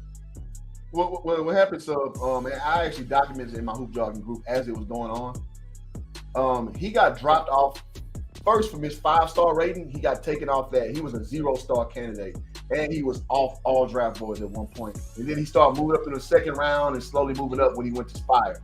So no, they literally took him off everything. That's not. Oh, I didn't know. Okay. I was saying from what I'm seeing, but I didn't see that. But okay. Well, it's kind of hard to backtrack it if you're not doing it in the moment because you don't know the spaces when it was off because nobody's gonna document that part. You know what I mean? Yeah. And it's just a little hard to kind of reference that because that's kind of like in the margins. Like that's the part that you gotta know it happened because nobody's gonna document that it happened. You know that was his scholar years, right? That's when he was when he was ineligible to go play college ball. That's when they took him off everything. Yeah. What you looking at sub is when he was leading up to the draft. They already knew he was when he went to Australia. He was going to be a top 10 pick. So, right. Yeah. Okay. And that's the way they cover their tracks, though. Well, look, man. Hopefully, E Money Bates will come this year and take them to the Elite Eight at Eastern Michigan, and hey, and it'll be a fairy tale story. And one thing I don't ever want to see is a father and a son fail at trying to accomplish their dream. So I don't want to come off like I'm pulling against them, because I'm definitely pulling for these black people to get as many millions of dollars as they can get, and you know what I'm saying, and he can stay in the league and have a long, prosperous career. You know, I just know as academics and other areas in life where black kids, I think, you know, it's just like if you watch that show called The Rap Game, with these little young kids, they put the mic to their face. Yeah, I'm trying to get my mom out the hood and get her a car and I'm like, if my son says that, I failed as a father. You did. You either got a wicked jump shot or you're slinging crack rock. Yeah. That's still the case in 2022, man. Yeah, and I don't want that. I don't want that for people. I want people to do better. You know what I'm saying? And you know, if we can get kids to start realizing, I'm gonna tell you, I think the game is becoming more international, and I don't think in 20 years it's gonna be that easy for American players to make it to the NBA anyway. It's already that's happening now. Yeah, it's not gonna be that easy. Like, it's gonna be drafts where it's gonna be all African, all European. You got China starting to get in it. It's like 4 or 5 of them for every one brother. So good luck. You know what I'm saying? And it could. And you got those guys playing pro since they were 15, 16, so they're already yeah, they got an advantage. They got an advantage on you. Yeah. I remember I went to Puerto Rico. And played against what's the guy that played for Dallas Mavericks, the little point guard? Arroyo. Yeah, I played against Barea. I was playing against Jesus Verdejo, Guillermo Diaz from Miami. Bro, they were pros. They was pulling up in like Mercedes and shit, like platinum gold. They was already playing over there. And then them cats, man, they was tough, bro. And I could tell they had been playing professional, because even the guys that, the air quotes, scrubs for the Puerto Rican national team, those dudes can ball, bro. They all made smart decisions, but they had been playing pro for a long time. Mm-hmm. And so when you got somebody been playing pro their whole life, and then you come up here, you used to playing high school, or you know, you might play a couple of years. It's different. It's a difference, bro, with professional ball. It is. You see a lot of discipline that you don't see here, and that was one of my biggest learning curves. My first job I took was in Portugal, and just the discipline. Those dudes were horrible. Like, well, they were big and they were stocky and they were foul a lot, but they were disciplined. So my biggest struggle was to get used to the way that they playing the American game, and the lanes were extended out too. So whatever post game I thought I had, it damn near was nullified overseas, because I was skinny and I couldn't just get deep post position. Not as close to the hoop. Yeah, I wasn't close to the hoop, so it was very hard to transition to that. So yeah, no, those things are huge things, and for what I perceived as players worse than me, which they were, in my opinion, I thought very highly of myself. It's just they understood the game. It kind of goes back to what we talked about some of these white players playing quarterback and things of that nature, playing receiver well, having a better handle on the parameters of the game, and you're still effective. But you know what, Hoop, on that as well, the black athlete in general, right? We're conditioned, right, from when you see Pop Warner or youth basketball. We're conditioned, even what we see on TV, when they mention a black player, he's an athlete, he's great talent, it's God-given talent. White guy, he's cerebral, he's got a great work ethic. So it's almost like we build these things, we condition our kids and condition ourselves to start to believe in that, if a black guy makes it, it's all on talent. It's got nothing to do with between his ears. And that's simply not true. And that's a scary thing, that the power of the media. That's why conversations like this are so important, because again, no matter who you are, you have to earn that. Again, that was the statement for black quarterbacks, black centers, black middle linebackers for years. You didn't have the mental capacity. Yeah, you can run a 9 route, you can go cover somebody, you can return kicks, but you don't have the mental aptitude to be a quarterback, a center, or call the plays on defense. And that is still projected even to this day. Let me say this though, and this is kind of what Sir Tice was saying. That's why we gotta be self-defined. We gotta be self-defined. And because at the end of the day, white folks have shown that they paint the way they want to paint to still come out pious in the situation. Which is, I mean, that's just what people do in general. But because at I the mean, same Jimmy time, Greek. at the Go same ahead, time, Ty. at the same time, we celebrate this very same things. I don't even want to get into the dysfunction. I'm talking about you got memes right now with Lamar Jackson, 100 yards and all this or whatever, more than Michael Vick. And I'm like, do you MFers not see Cam Newton watching the game just like us right now? You can't play that position, run it all the way up. For a long time, yeah. Okay? See what happened to Trey Lance. Bingo. Real shit. I mean, when Tyson, again, to your point, talking about, again, being self-validated, listen, man, that's the game. You understand the game. Like, you're not going to shame them from stop doing it. You're not going to make them feel bad about doing what they've done all the while. And to your point, again, Tyson, a roundabout fashion, we do the same. Well, white folks do the same thing about, like, why white cornerbacks don't get picked up and white running backs get marginalized and shit like that. I mean, it's just perspective driven. It's however you want to sink your teeth into this situation, because some white folks feel like they're marginalized in the NFL game because they can't play the skill positions like that. Not so reticent, besides your Cooper Kupps of the world or what have you. So I mean, it's whatever vantage point you want to look at. Like, man, that's on you. But the reality is, again, that's why it's important to be self-validated. When you're self-validated, you go by your own metric and damn what everybody else talking about. So those things you just kind of deflect off you. It's like, okay, this is what you're doing to posture yourself into being relevant. Because people do that. That's just what people do intrinsically.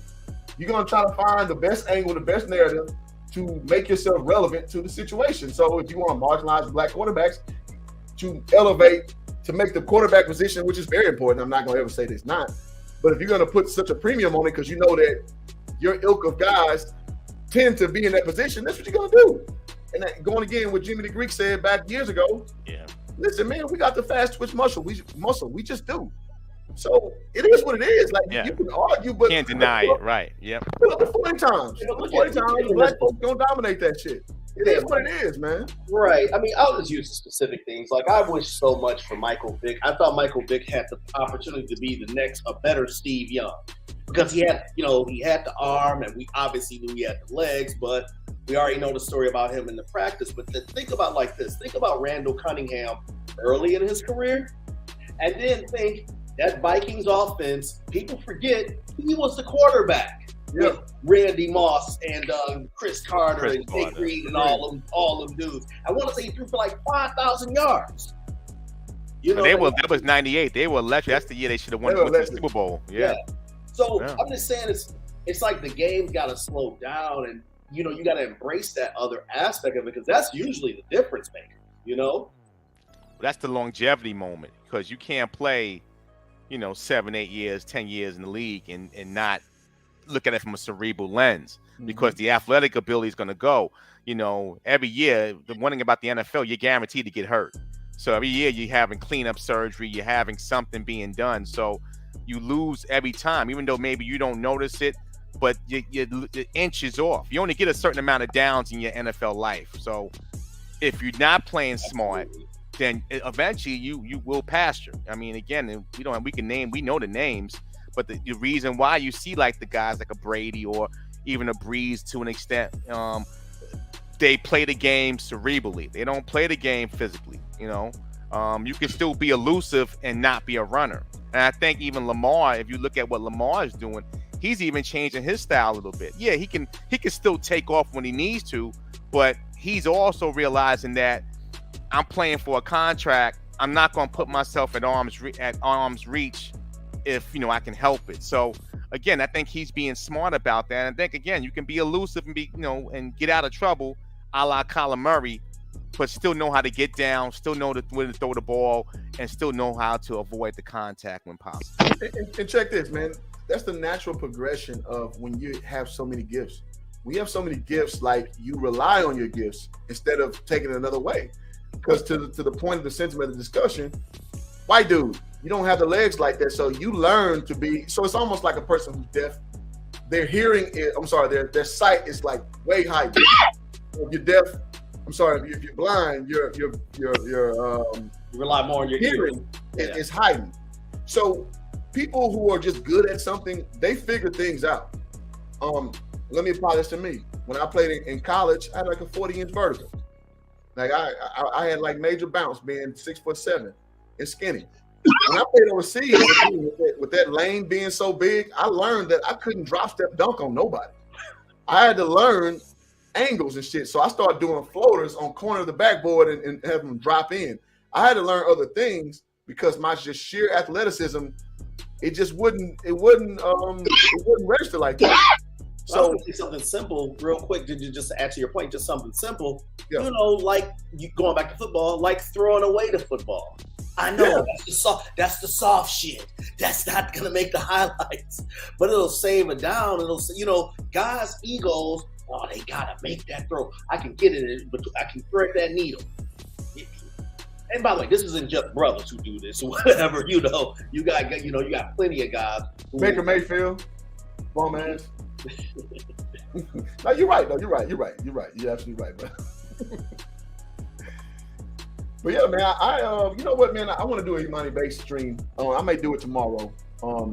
I think that there's a lot of meat on the bone on that discussion. Because I made a part one of what the hell is going on with Imani Bates. I think this would be a great segue. So if y'all brothers are free tomorrow, Thursday, I'm gonna do that. So I would love to have y'all on the panel too. So I think that's a lot that we can still unpack with that situation. I got educated. I didn't know his dad had the school and all that stuff. I didn't know. So that helped me out to be more educated on that subject. But we're approaching the 3-hour mark, and I am hungry. I haven't eaten anything today. So we gonna land the plane on this bad boy unless y'all got anything more pressing to discuss. So I will give you all gentlemen a time to say what you got to say before we ex-nay. Nah, again, this has been a great conversation. I had a business meeting canceled, so I was able to soak the time up, talk a little sports, and it's a pleasure rapping with you, Buzz Hoop. Appreciate you guys. Trice, Chris, Sub, it's been a pleasure. I love to come back on Thursday, Hoop. Let me know what's good. I'll be on, so I'll put that out, and I'm going to let y'all talk. I'm going to lead in with my little preamble like I always do, and I'll let you brothers rap, because I thought that's a good conversation that need to be finished off, in my opinion. Tice, Chris, Sub, y'all anything for us? Nah, man. Happy Tuesday, fellas. Appreciate that. Well, all right, so we're gonna end the show like that. Thank y'all for being a part of this show, man. Y'all help the stuff that I thought this would be an hour stream. We going down to 3, so good discussion. Man. Good discussion going. As long as y'all saying stuff that makes sense, it may be counter to what I think, but it's good information. So thank y'all, brothers, and we are out. Salute. Shout out to Hoop Sharky, man. I'm gonna add you to the crew, man. This crew called Hoop Sharky. They've been getting at it, man. They the ones that's gonna grill you, man, because they majority are all Houston people. So that's shout out to Hoop Sharky. Man, I'm here with my man with hoop jargon, the best in the game, man. And you know I only let selected few in my circle. And this is the real dude right here. We gonna get down with the get down.